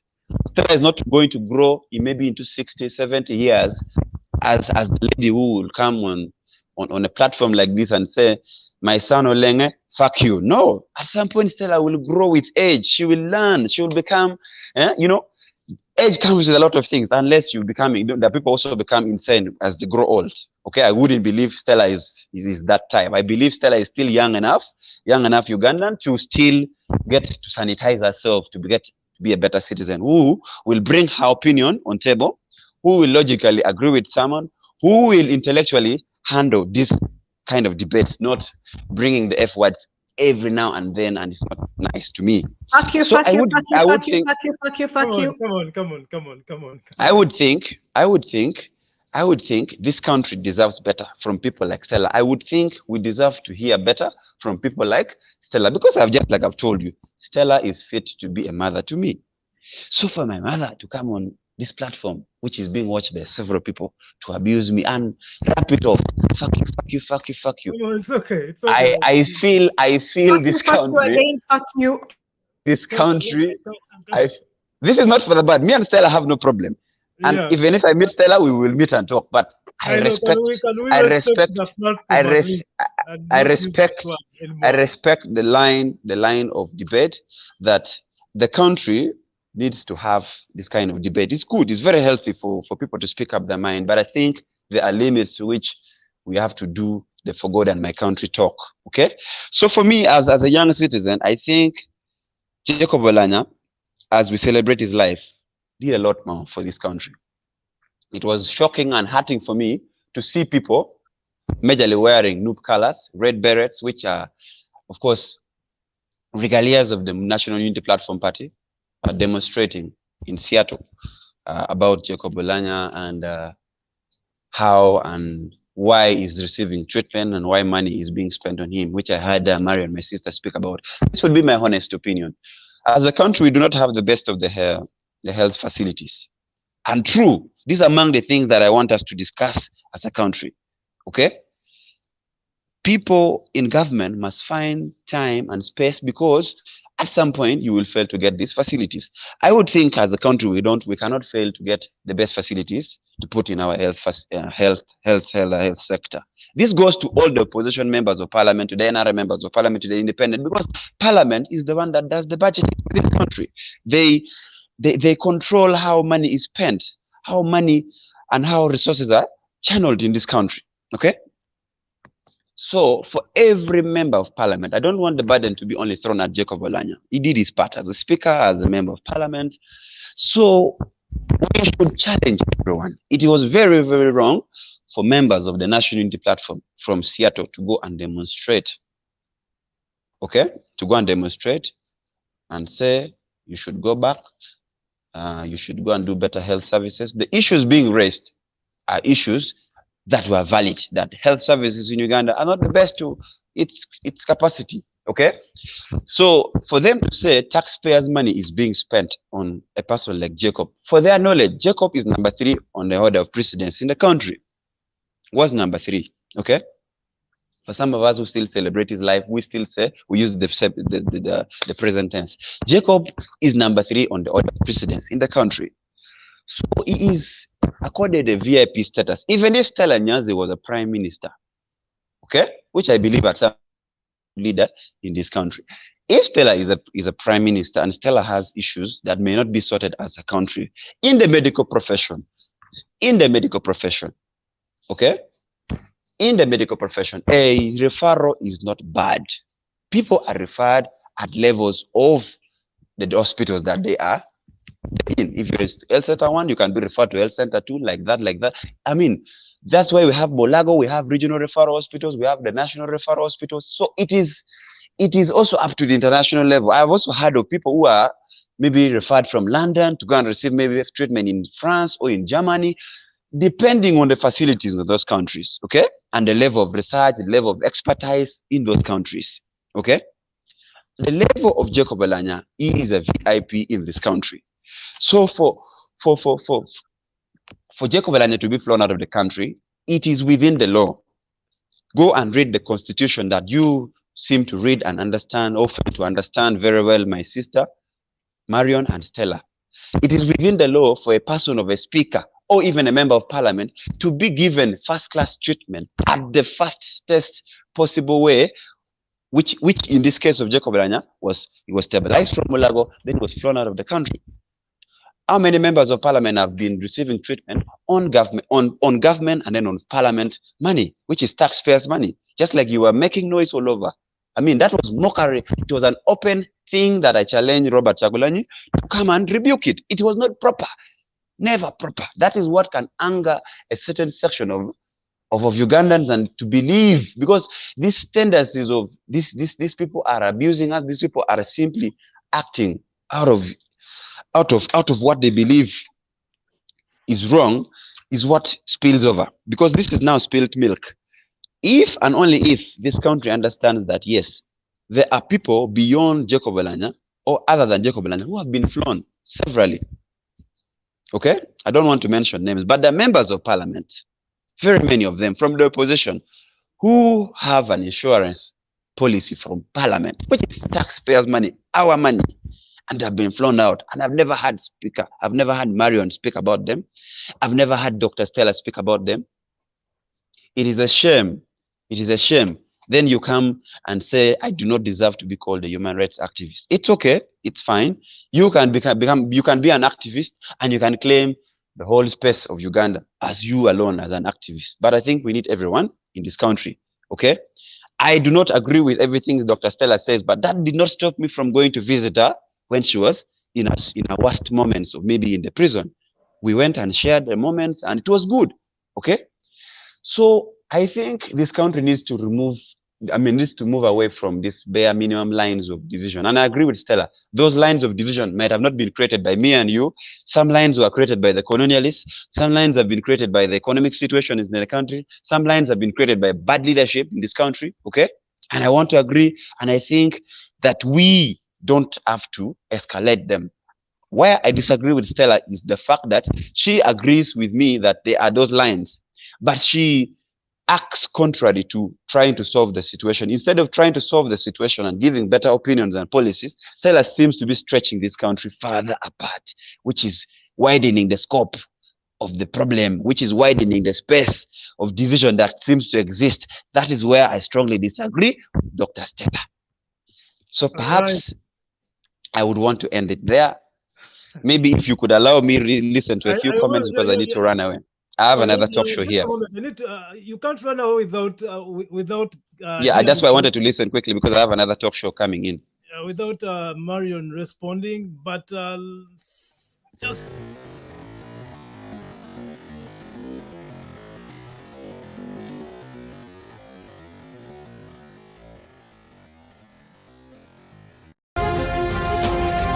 This is the state of the nation. Ibifa Mugwanga. We are deliberate, we are reasonable, we are uncensored. The state of the nation with Henry Ssali.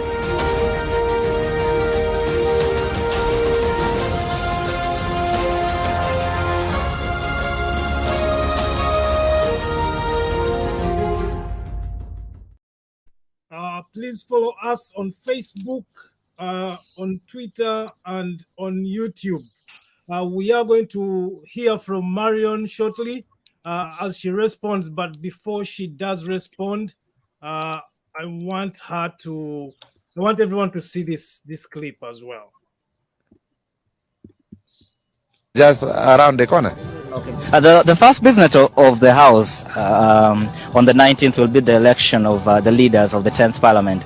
Have you made your mind on who you're going to elect for the position of the Speaker and Deputy Speaker? Yes, I've made up my mind. For the position of the Speaker, I will vote for Rebecca Kadaga. That is if the opposition does not offer another candidate. For the Deputy Speaker, I will vote for Seriko Mohammed. Actually, if Seriko Mohammed steps down, even if a dog is standing with Oulanya Jacob, I will vote for the dog. Why would that be? No, because he does not deserve to be in that office. Even for one day. He rigged the elections. We are going to court tomorrow in Gulu. We need to get him out of parliament. He has not been straight. He's a man who suspended us from parliament. And yet Kadaga again protected the rebel MPs from suspension from parliament. So he does not deserve to be here even, no. So I will vote for Seriko, and I've done extensive mobilization that he becomes the Deputy Speaker. Okay. Finally, before we let you go. And Oulanya Jacob is our son. So if we are telling you he's bad, we are the one who knows him. You should listen to us. So just forget about him. Okay. If you turn just behind you. All right. Marion, your response, both to your thoughts, both your response to that clip, but also to your brother, Engineer Olenge. You see, people have a very short memory. These are things I was saying. They even forget that the Acholis themselves refused to back Oulanya for speaker on several times. It is on record that the caucus is so dagger. Actually, one of the things that came out during this time is some people on Twitter were commenting that the way the Acholi caucus is crying and ring fencing the position of the speakership to Acholi. We wish the same vigor was there when the man was still alive, and they wanted him, because most of them were against him being speaker. And as you can see from Odongo too, your actions, your legacy will always speak, even in death. What you have left behind, how you are remembered, people will always remember how you made them feel, your contribution to their lives. And clearly, we have seen it from a fellow Acholi. Tonny is only in denial of what this man represented, even to his own people. So to respond to, there's so many things that Tonny has said, I don't even know where to start. I will start with this whole idea of Baganda and who said what. If you are attacking, and because we know that Buganda is an institution, I would want Tonny to point us to which Buganda official said what and what did they say. If you are saying that Baganda causing division, who speaks for the Baganda exactly? Is it that if Stella Nyanzi is a Muganda, whatever she says is attributed to the institution of Buganda and therefore the Kabaka? I think we should get it. If should we take it that what Owinyo Dolo said is representation of the institution of the Acholi chiefdom, and whatever he says is the word is the views and the words of the people of Acholi as an institution. So this people of saying that the Baganda should, and therefore, if they are the words of the institution of Acholi, is it necessary for the institution to reply? Should Henry Ssali, because you are a Muganda, does that mean that the Kabaka should respond to everything that you say? I'm responsible for what I say, not for no, he should, because you are a Muganda, he should be held liable for everything that you say. Is that what Tonny is trying to tell us? I think we should start to think as intellectuals, and we shouldn't think as simpletons, really. If you're saying that that this is what Baganda are shielding people, the institution of Buganda is shielding people who are creating division. Who are these people? Do they speak? Are they officially the people, the spokespersons of the kingdom? Should the Kabaka respond to everything that every Muganda in this country says? Really? Let us be logical in our thinking. They talked about Simanyi, Seattle. And again, when we talk about Seattle, we have it on good record. When we're talking about the politicians going abroad, we quote, the president was quoted saying that this country, and correct me if I'm wrong about the figures, but this country spends 7 billion on politicians going abroad for better healthcare services. And he's quoted as saying the only solution to this is to build a facility in this country that can be up to the standard, that can treat these politicians. Because clearly they were not getting the health care that they deserved. Well, we would then start to question if their health care that is deserving of them is different from the health care that is deserving of the common man. But those, we can talk about those debates. But he was quoted. Actually, the person who started this whole conversation about politicians going abroad was the president. People simply picked it up and it became a debate. And that debate became about whether this money should be invested in Mulago or there is need for a health facility.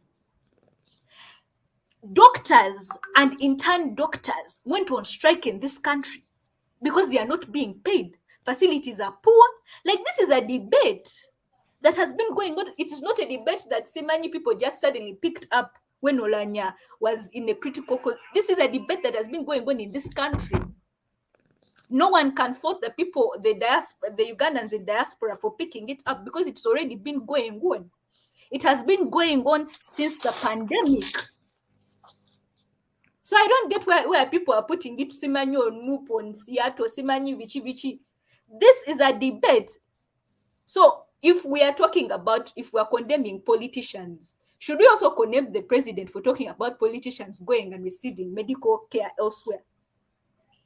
We should start with the president because he condemned it. We have a very short memory. Just because Oulanya has died, we have certainly forgotten the conversations that have been going on in this country.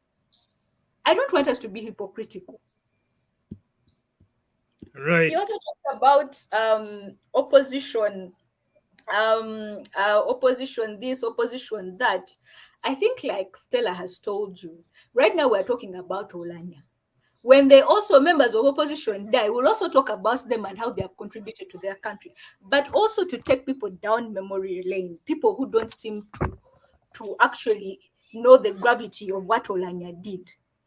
I remember these parliamentarians even petitioning when the public management order bill was when he was hell bent on passing it, that they sought protection from Kadaga, asking her to scrape it off from the order paper until opposition leaders, because opposition leaders at that time were fewer than government leaders, they asked Rebecca to kind of put a leash on Oulanya so that they can find a middle ground between the ruling members, the members of parliament of the ruling party, and them as opposition.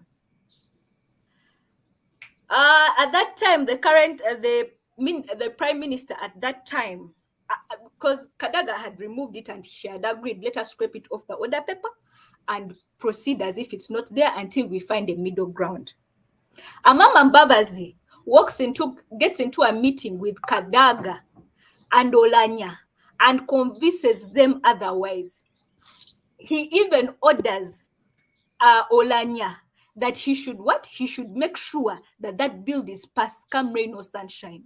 We remember him even sitting and making sure that that bill is passed, using the tyranny of the majority.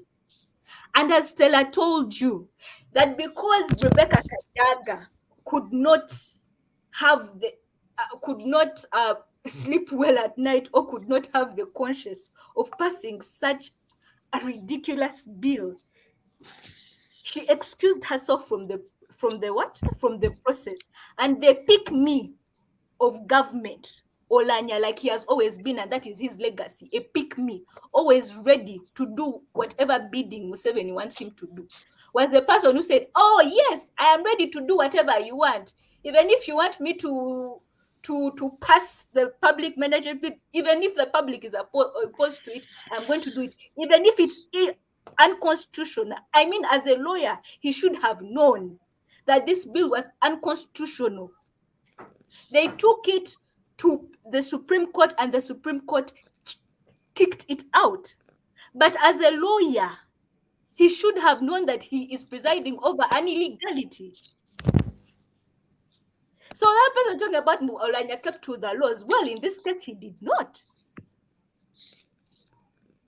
He betrayed the constitutionality of this country.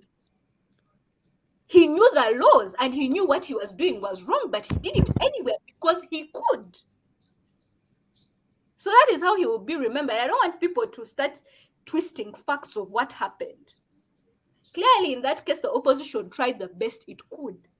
But because Oulanya knew he had the magie and he could do whatever he wanted and got away with it, he decided to pass an illegality. So, Henry, I don't know whether you could allow me sign out. Oulanya wants to leave, but I don't know if you want to respond to some of Marion's. She still has a couple of things to just two things, then I can sign out. Maybe if I could interject Marion a bit, just one thing. No, it's also to do with what you said, so maybe you can answer them. I think we should all condemn what the Chief Justice said. I don't want us to whitewash what he said. What he said was very tribal. He attacked an institution, even when we see that there was no evidence that the institution itself had actually held those certain sentiments. He started a tribal narrative because he was specific in what he said. Kabaka, people of Uganda.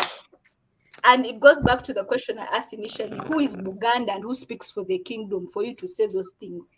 And should the Kabaka therefore respond to everything that a Buganda says in this?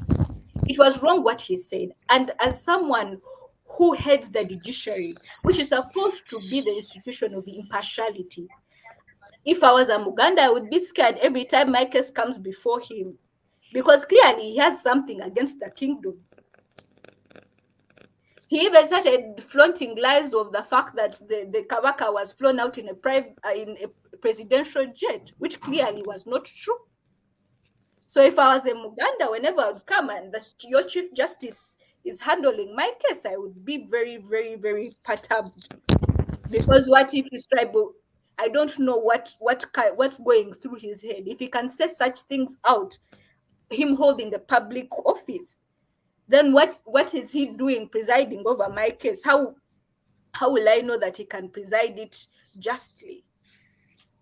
So I think to everyone, as a person holding a public office, he should have been held to a higher standard. He should be held to a higher standard. There are certain things he can't utter.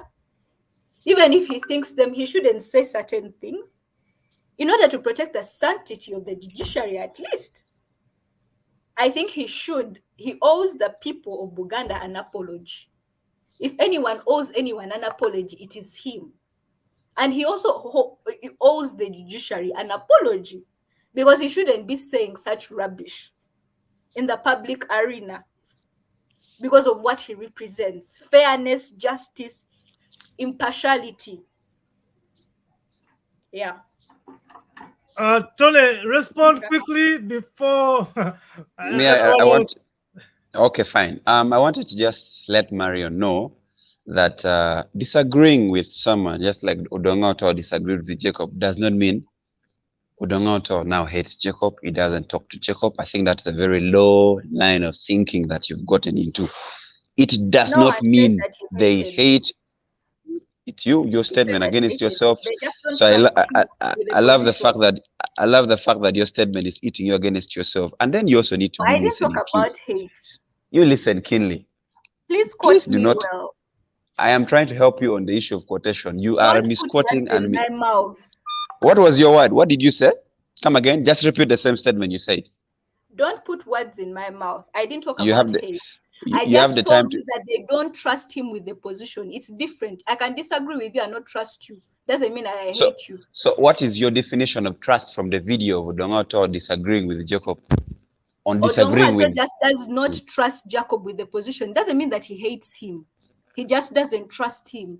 He just doesn't think that he's up to the responsibility that that position holds. Okay. Well and good. She's explained it for herself. So I just want to thank everyone, and I want to thank Stella at least for apologizing to the family, maybe to the daughter and the rest. So I want to thank Ssali for the time, and I want to wish you a very great weekend. Thank you. Thank you so much for joining us. Good luck in your next presentation. But Henry, I never apologized to anyone. I apologized. You apologized to the daughter. He just likes twisting things around. I don't know what's wrong with him. And also, as Tonny leaves, I just think I want to set the record straight that when he questioned my point about the appointment and the election of Oulanyah, I was very careful. Oulanyah is an appointment of NRM. Okay. Right. We know that the SEC sits. We know that he has to have the blessing of Yoweri Museveni Kaguta, the dictator of who sits in office, before anything can happen. So yes, he was elected. That is a play. That is a joke.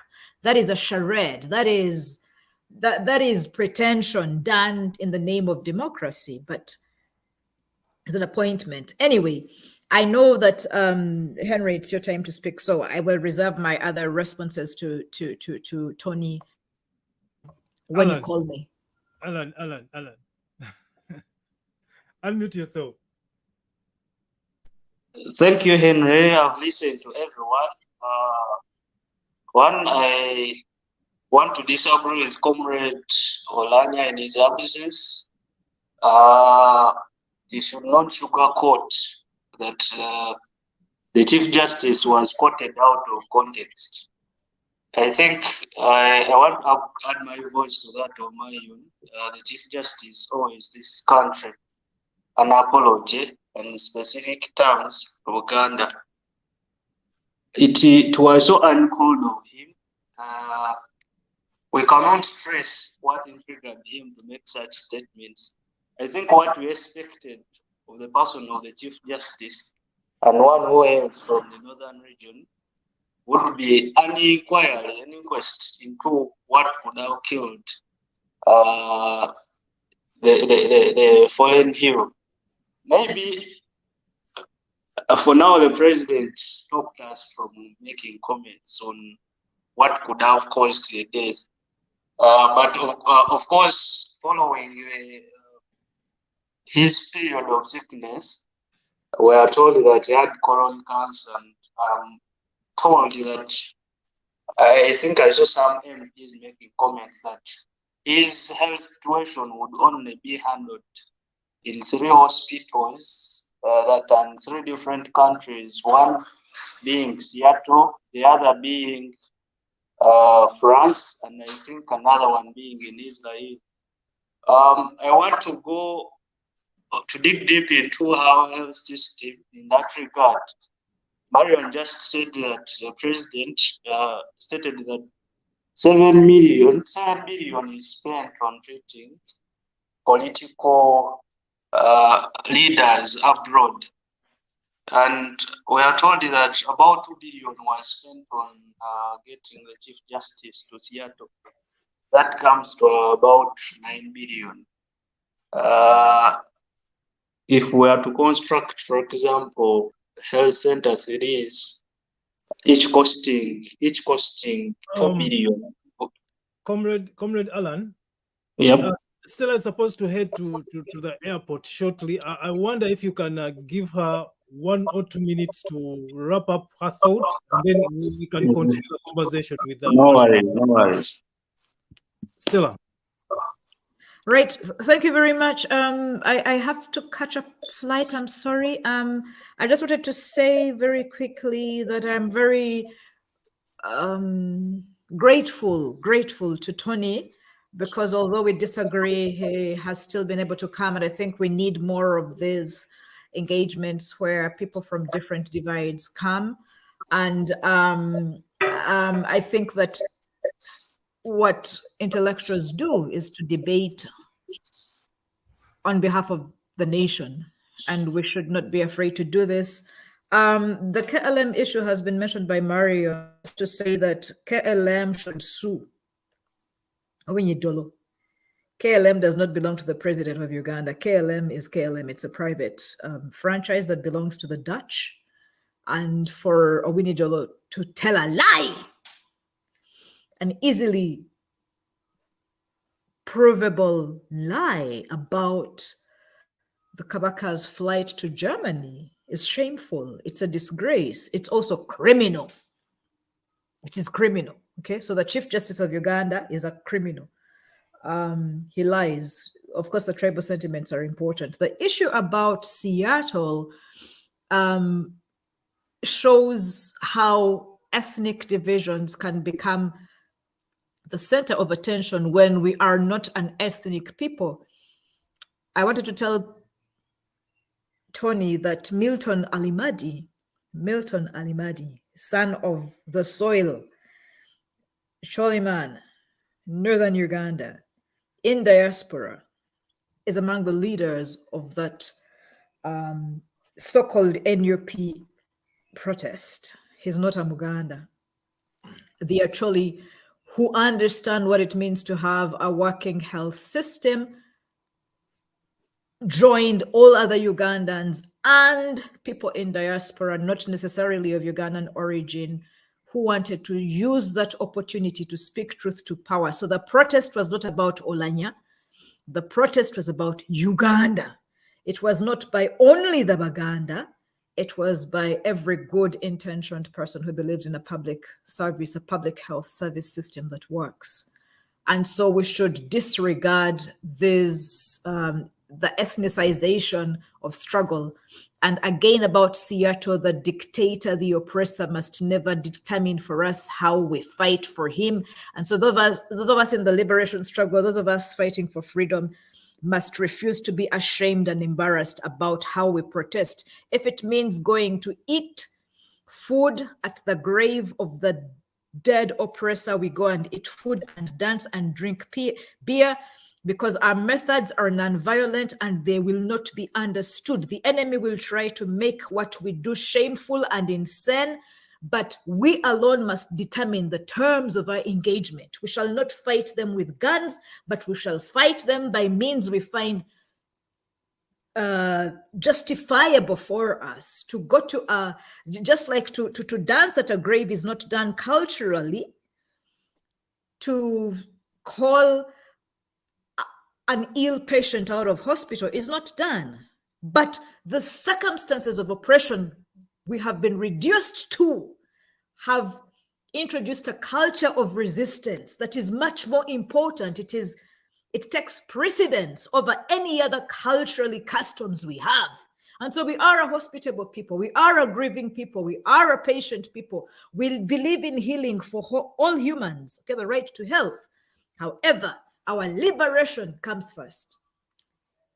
Fighting our oppressors comes first. And if the metaphors of resistance call for us to go and pull out the drip of a sick person in order to make a statement, we shall pull out that drip. Okay?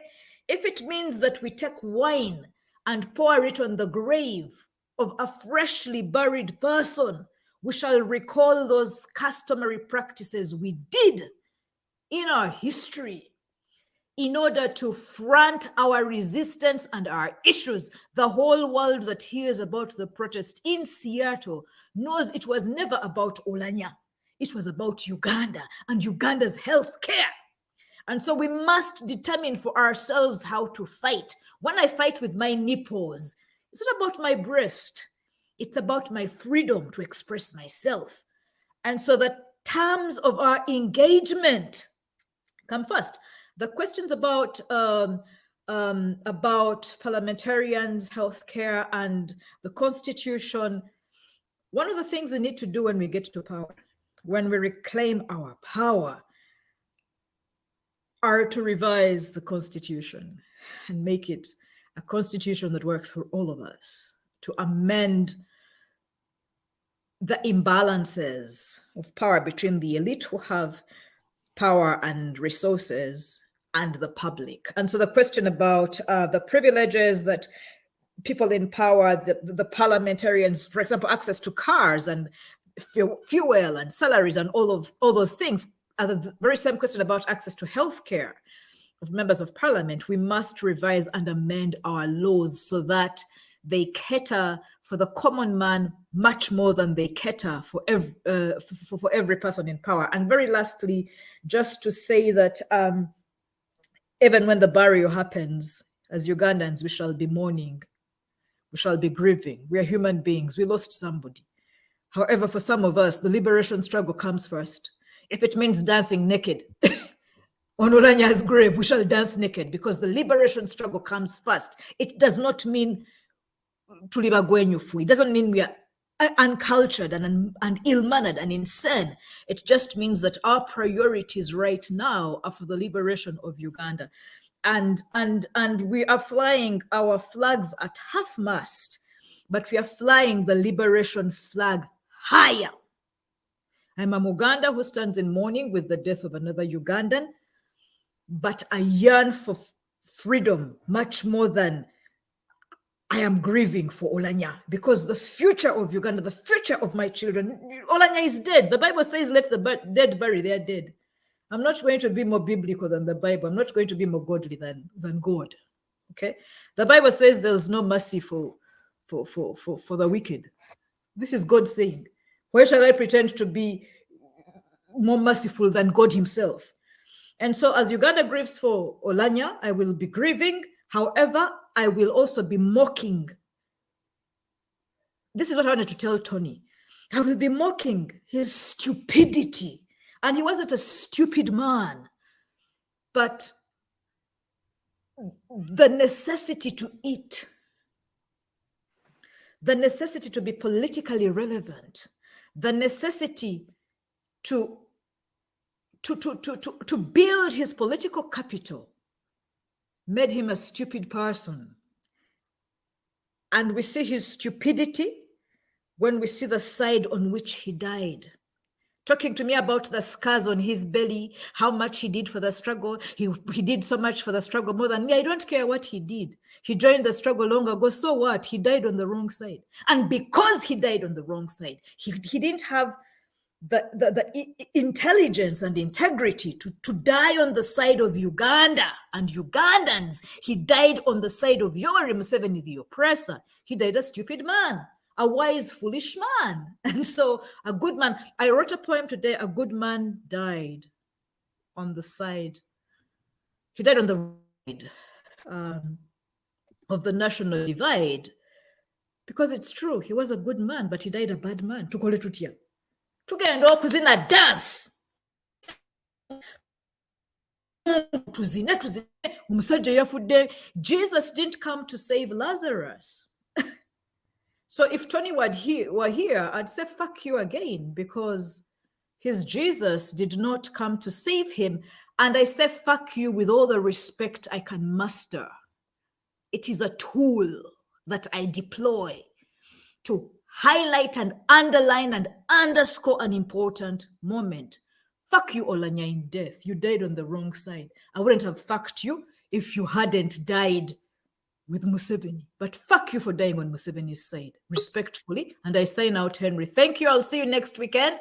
And Marion and Allan, it was a pleasure being with you. Chitalo nnyo, chitalo ddala. Thank you so much, Dr. Stella. Have a nice flight. Allan.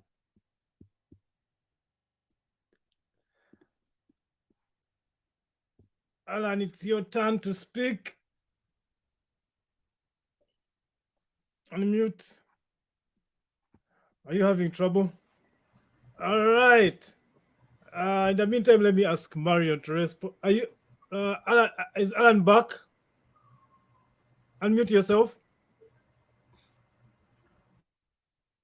Unmute yourself. Unmute yourself. You are muted, Allan. You are muted, Allan.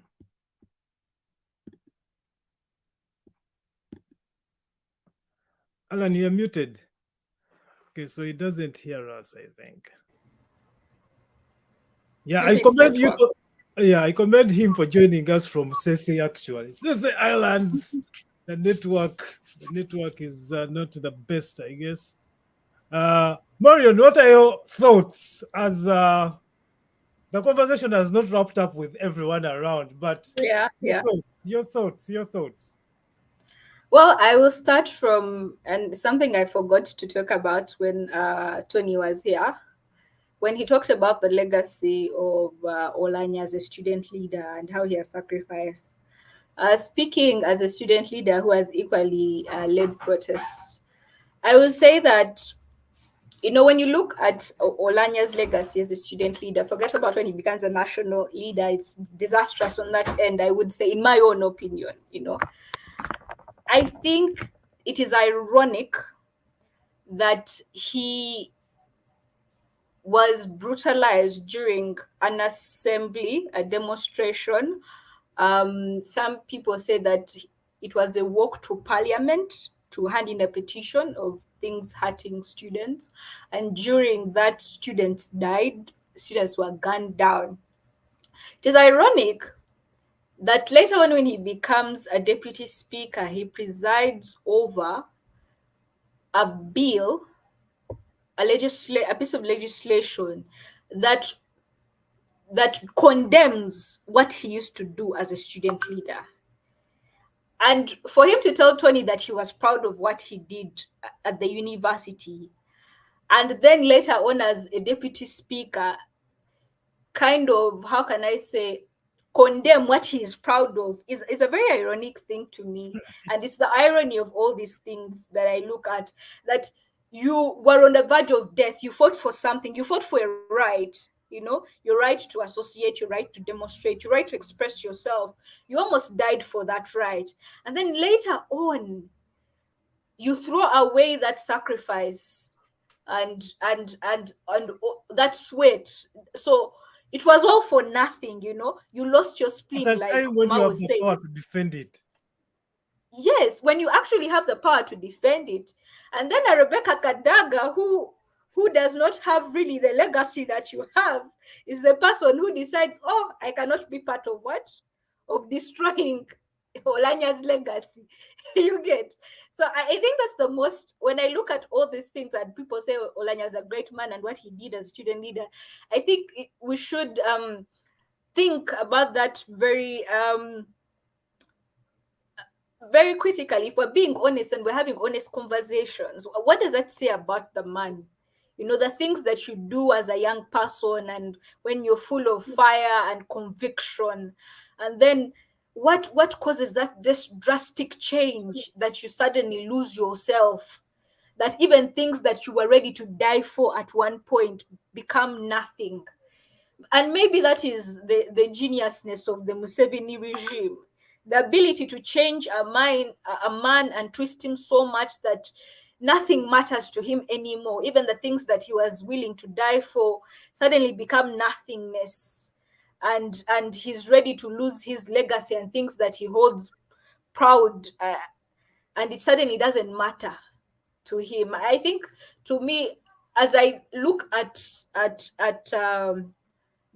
Jacob's legacy, that's the thing that I think as a student leader that I hold most significant. That I hope one day when God willing, I have a position of power in this country, I do not digress to such a position that everything that I fought for in Makerere suddenly means nothing.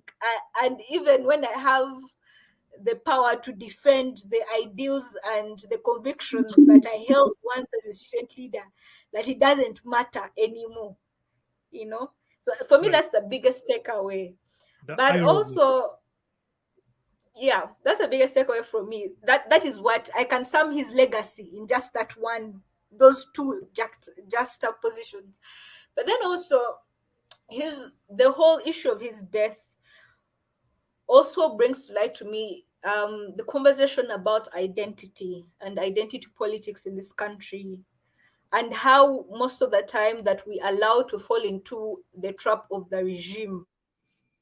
And so when Museveni wants to make us forget about something, he changes it to something that perhaps we care more about, you know? It also brings in, what do Ugandans care more about? Is it being a Muganda more than they care about the state of their health system? Do the trolleys care about being an Acholi more than, let me say, the state of the education sector? You know, that when we are voting, you know, maybe as opposition leaders, I know, as people in the struggle, then we have always wanted to say, oh, tribe doesn't matter, you know, we are all Ugandans, we should have put away our identities. But clearly they do matter to us, whether they are tools of the oppressor, whether they were constructed by the colonialists to create a divide and rule kind of situation. But they matter to us, irrespective of whose tools they are being used by, you know, to oppress. So I think then we need to have the conversation on how we do our politics. Also, we're doing our politics ignoring the issue of tribe. When if we continue to ignore it, then it can be used as a tool against us when we're unaware. I don't know if you get me when I say that. That, you know, the more we ignore it, someone else is not willing to ignore it. While we want to ignore it and say that, you know, we are all Ugandans, we should live in harmony, clearly someone else is not ignoring it and keeps on bringing it up to Right. divide us, and it works every time. So maybe we need to start making it part of our politics and realize, oh, if I am Noop, you know, and maybe I'm not acceptable in the West, so who do I get as my Western ally to make me acceptable there? Who can speak in their language? I think, you know, because the Kenyans have it, you know, they didn't ignore it. They acknowledge that tribe is a thing for them, and it matters to them. And therefore, the oppressors cannot use it against them because they're already using it for their own benefit.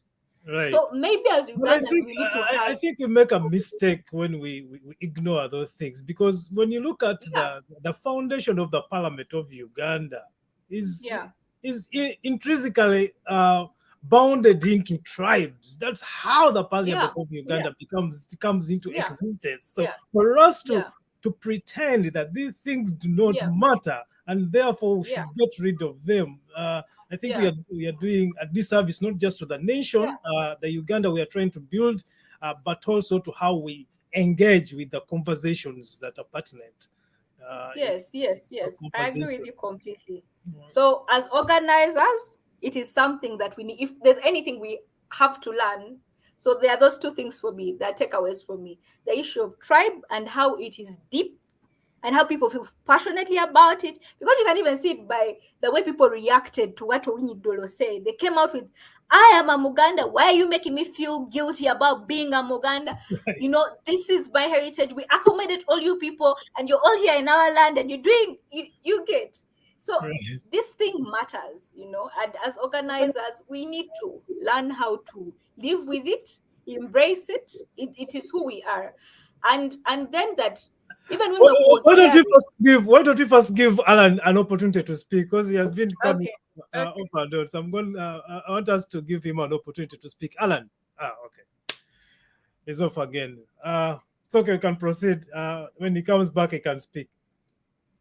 Just what I was adding on, that even when we say that we want to compare ourselves to European countries and Americans and what, they also do practice identity politics. I mean, when you go to America, you will know that for the last decade, Black people vote the Democratic Party. And they vote it because of their race. That is identity politics, because they feel that the Democratic people will will have an answer to the structural racism that they face and all that. And you'll see that predominantly people who belong to the white race will always be with the Republicans. It is rare to see a Black person who subscribes to they are there, but they are few. So identity politics, our identity as people, my identity as a woman, as an African, as a Black person, will always play in what my political ideology becomes and how I vote. So I think as organizers, Ugandan organizers, we cannot ignore it anymore. Yes, we want to be nationalistic, but within Uganda, we have to identify the fact that we are diverse as a people. You know, we need to find a way to embrace diversity and nationalism and find a balance. Right. Yeah. Allan, your thoughts. Sorry, you're off and on, but your thoughts. If you hear us, your thoughts. You know, I'm deep in the Ssali Island, so I don't know why my network gets interrupted. But nonetheless, let me give my thoughts. I was still saying that the Chief Justice was out of order. He ate his own cake and then wanted to have it. You cannot say you've grown up from here, you've studied normal. We get lost in what he's trying to mean.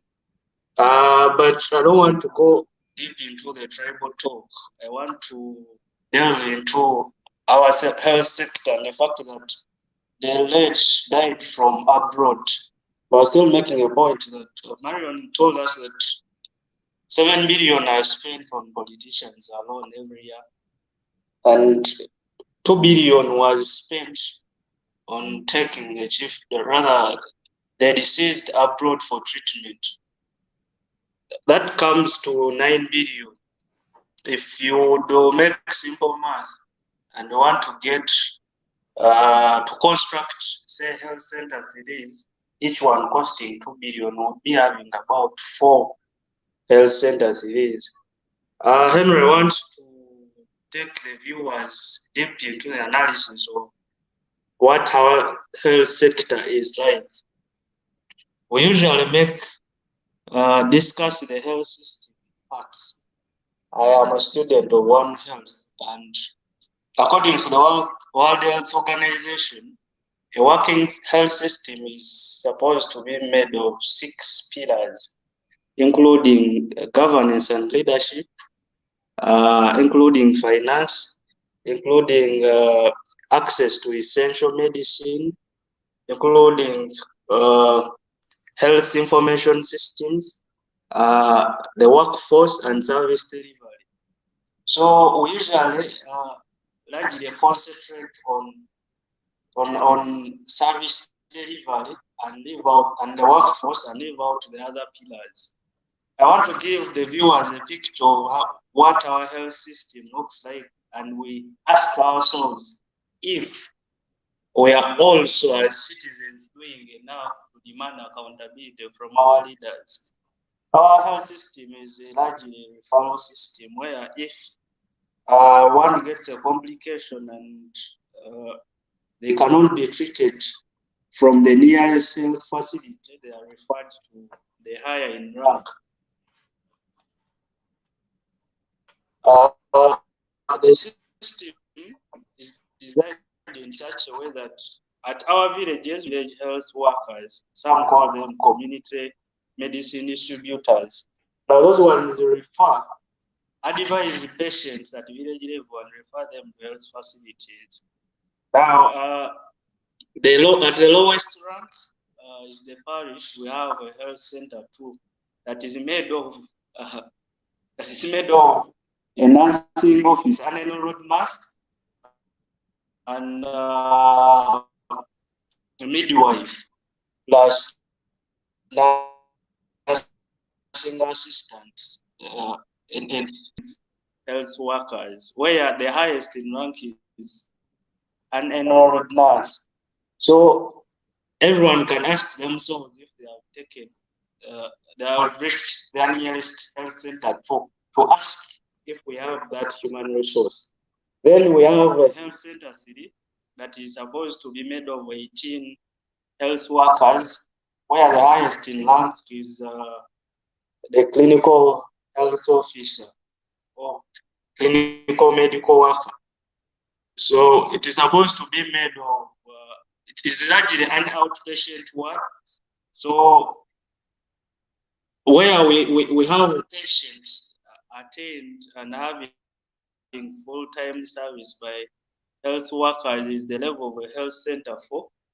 It is also made of all the human resource that is at the health center 3 facility, and it is headed by a senior medical officer, and then supposed to have a medical officer.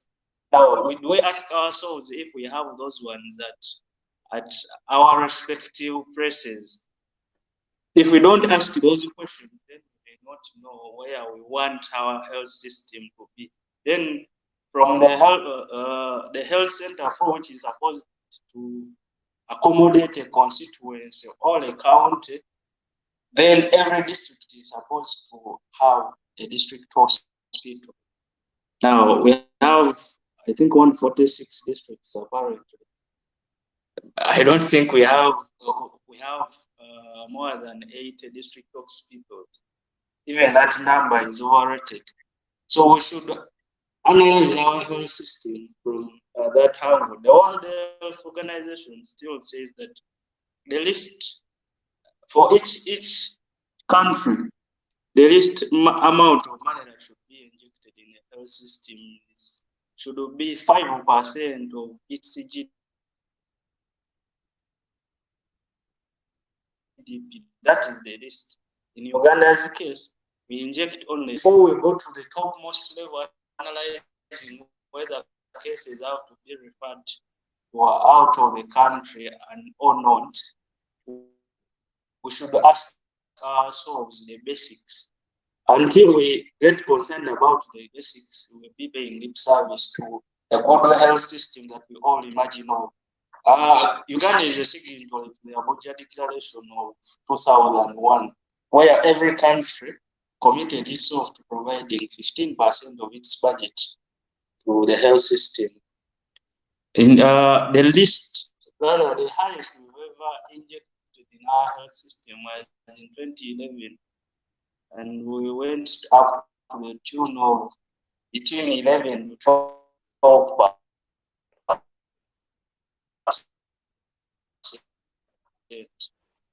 And since then we've been sleeping, and recently, when they are reading the budget,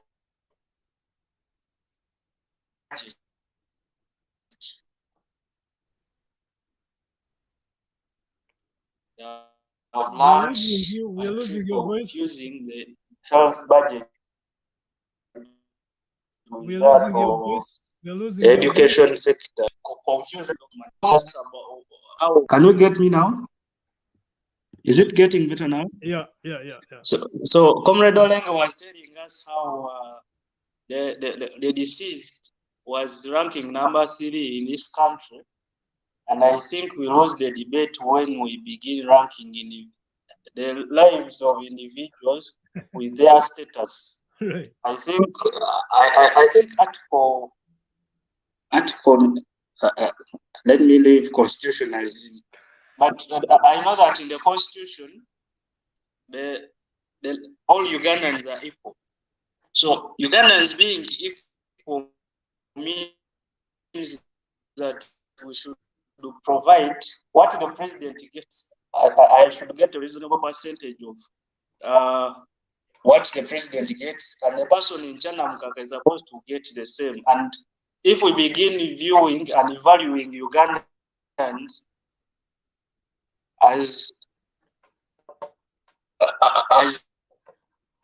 everyone's life mattering, I want to look into what our governments recently makes mention of. To have a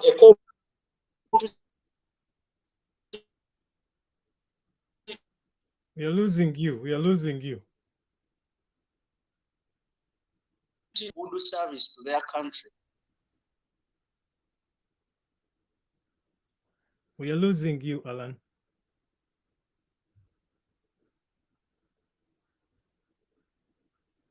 That person, according to the World Bank,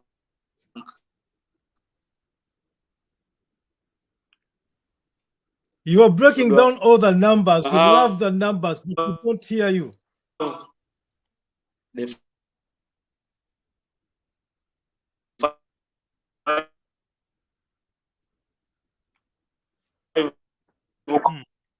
component.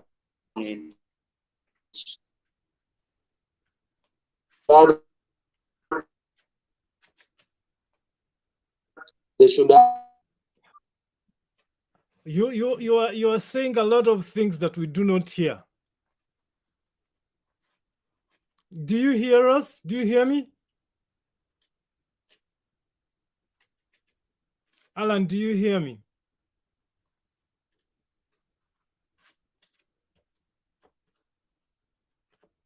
Oh well. Right, Marion. I think it's network, but allow me to go, Henry. I have to catch supper. Okay. All right. So before you go, can you wrap up your thoughts, what you thought about this conversation, and if we should reconvene and have another similar conversation? Perhaps we should start interrogating people's leadership before they die. Would that be helpful? Yeah, I love the conversation. I think it was balanced. It was nice to hear from Tony because he allowed us to interrogate the conversations from the other side. It's nice that he had a backup at some point from Allan, though they disagreed along the way. I love the conversation. It's quite engaged. This is what's going on in the country, and I think most of the time people forget a lot. Ugandans, they say that we move on. We move on quite quickly. Right.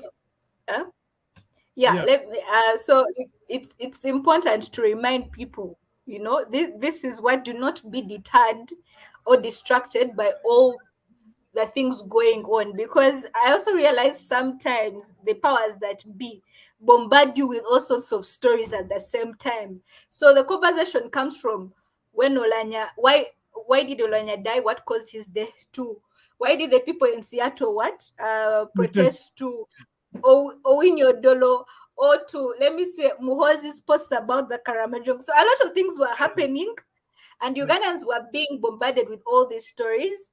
And I think few people were able to kind of sail through and see, you know, what is the important conversation which should be happening, and what is hogwash, what should we ignore.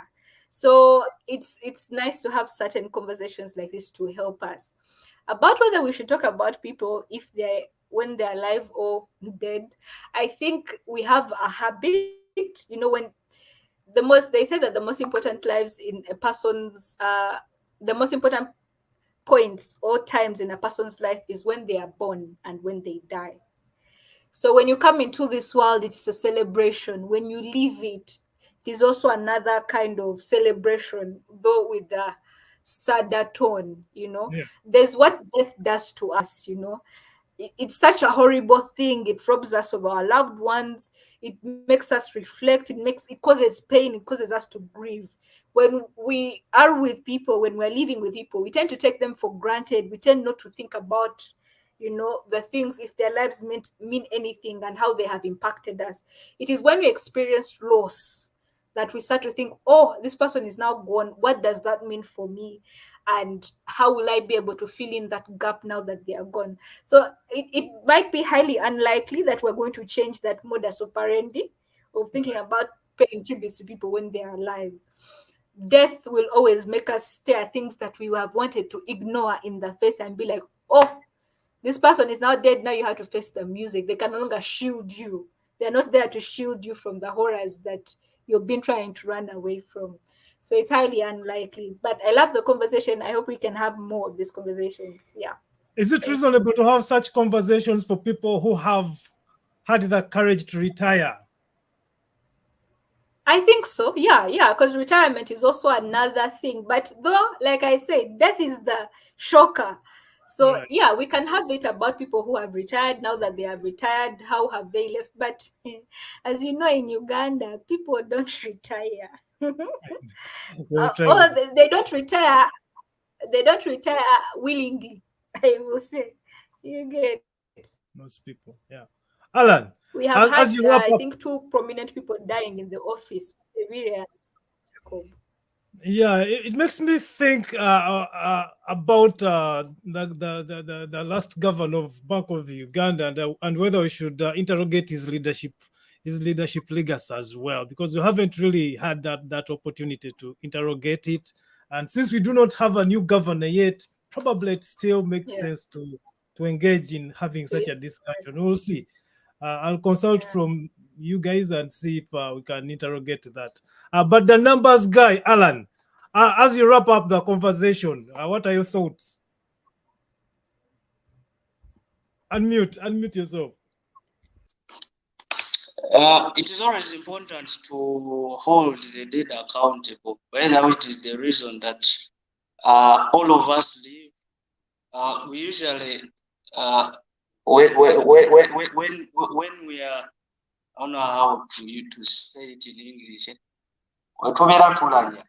If we are giving an account of where we are coming from, we usually make mention of our great-grandparents.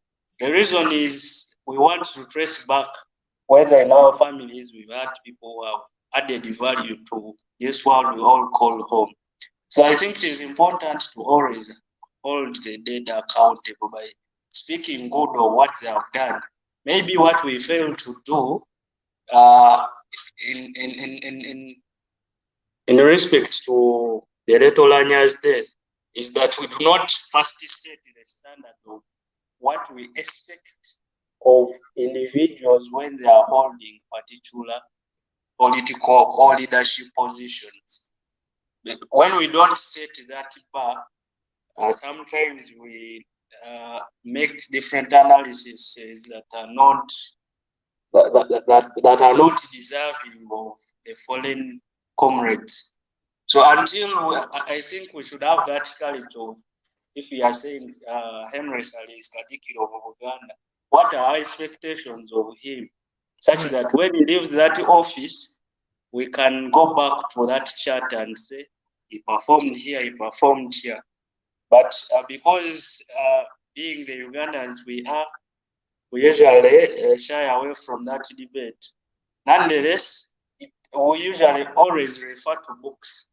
Even most of us, when we're aspiring to become great leaders, we read the likes of Nelson Mandela, the philosophers like Aristotle and Albert Einstein. The reason we refer to their books is because we believe that they have had something to add on this planet, and maybe you want to learn a thing or two, such that we also project the current generation to put bricks that the coming generations can hold it to. Right. So, in conclusion? In conclusion, I think we should develop a culture of appreciating the little that has been done by the fallen comrades. Even when it is important to castigate the wrongs they have done, but let's appreciate the little that, at least in the perspective of the fallen speaker, the people in the north are celebrating him. So I think it's okay to celebrate every life that has lived. In terms of responding to Engineer Oleng, my friend, who I haven't had an opportunity to interrogate some of his ideas. I think the notion that a Speaker of Parliament should implement the party line interests. I think that is very problematic, and I think he needs to rethink that. I think all Ugandans should rethink how a speaker and deputy speaker should behave when they assume those responsibilities. When you become a Speaker of Parliament, do you still have to hold dear the interests of the party that appointed you or endorsed you? How should leaders or MPs, when they become either the Chief Justice or the Speaker of Parliament or the Deputy Speaker, if you're going to conduct a fair debate, or how impartial should that person be, despite being appointed or endorsed by the national ruling party? And I think this is something that we need to interrogate, especially now that we have a new legislation order in Uganda, because people are asking who is going to be more of an enabler. Is it the Kadaga Oulanya duo or the Anita Tayewa duo? Who is going to be more of an enabler, and what should we think of the new legislation order in Uganda? I wonder what your thoughts are regarding that. Unmute yourself, please. In that line, as we are holding our leaders accountable, I think the onus is on us, the public, to set the bar that we want those leaders to achieve. Now that we have the Right Honorable Anita Among, we should, as the population, define our expectations from her. Otherwise, if we make judgment of them when they leave office, when we did not set what we are expecting as a population, we will be doing ourselves a disservice. For example, the Right Honorable Mpuga set his legislative agenda. Does his legislative agenda fit into what the office of the speaker or the person of the speaker is having on the table? And when do we see it as the public to hold to make a list of what the leader of opposition has achieved? At least we have on record what he intends to achieve. He's soon making 1 year in office. As the public, we go back and ask him whether he's about to achieve what he has promised us. But since the speaker usually is from the ruling government, it is unlikely. The ruling government usually sets its own manifesto and legislative agenda. But as the public, are we setting that those points that we want to see the speaker come to pass at the end of his tenure? I think we should go back and rethink in that regard. And maybe the different political parties to hold the sitting speaker accountable. The different political parties set their agenda in parliament. Okay, we would say that the agenda fits into that of the head of opposition. But when do they think? When do they sit to make evaluation of that legislative agenda? Mm-hmm. Very interesting. Very interesting. Very interesting. I'm looking forward to another conversation similar to this. Maybe next Sunday we can discuss the embrace.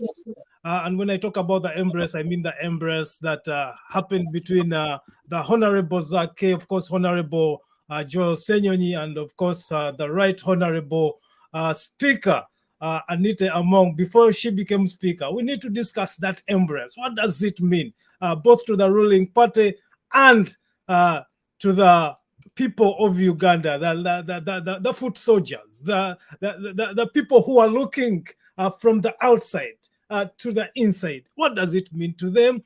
Is it a sign of reconciliation? Are we seeing a new Uganda? Is this the development that is going to lead to what we anticipate to be the new Uganda? Is it the start of reconciliation? Can we expect some sort of new normal in Uganda and how things are done, other than just opposed to speculating that we are done? They have decided they have decided to throw us under the carpet. Should we also interrogate this in a way that gives hope to Ugandans, or should we dismiss it as just politics as usual? I don't know what your thoughts are, but we should probably have this discussion. So in wrapping up, let me know what you think about that, and what we should be thinking about doing in the next Henry, I hope that you give me an opportunity next time to be part of that conversation, because recently I am in the Bantu hours. I am collecting their perspectives, and it's very interesting debate. I want to give my views when that time comes. I hope you give me the opportunity. All right, Alan.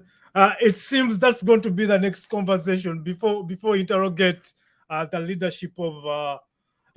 Next week we shall either interrogate the embrace or the leadership legacy of the late Governor, Bank of Uganda, Dr. Tumusime Mutevile. So I'll keep you posted. I'm also going to be waiting for people's comments in regard to what they want to listen to. So if you're out there listening to us, let me know. Do you want to listen to the leadership legacy of the late Dr.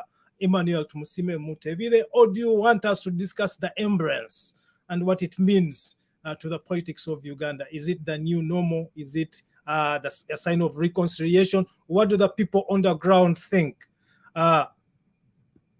I want to thank each and every one of you for joining us today. It's been a pleasure hosting these honorable panelists. Always a pleasure to have people who have different perspectives on how things are done. It's a pleasure to serve you. Have a nice weekend, and talk to you soon.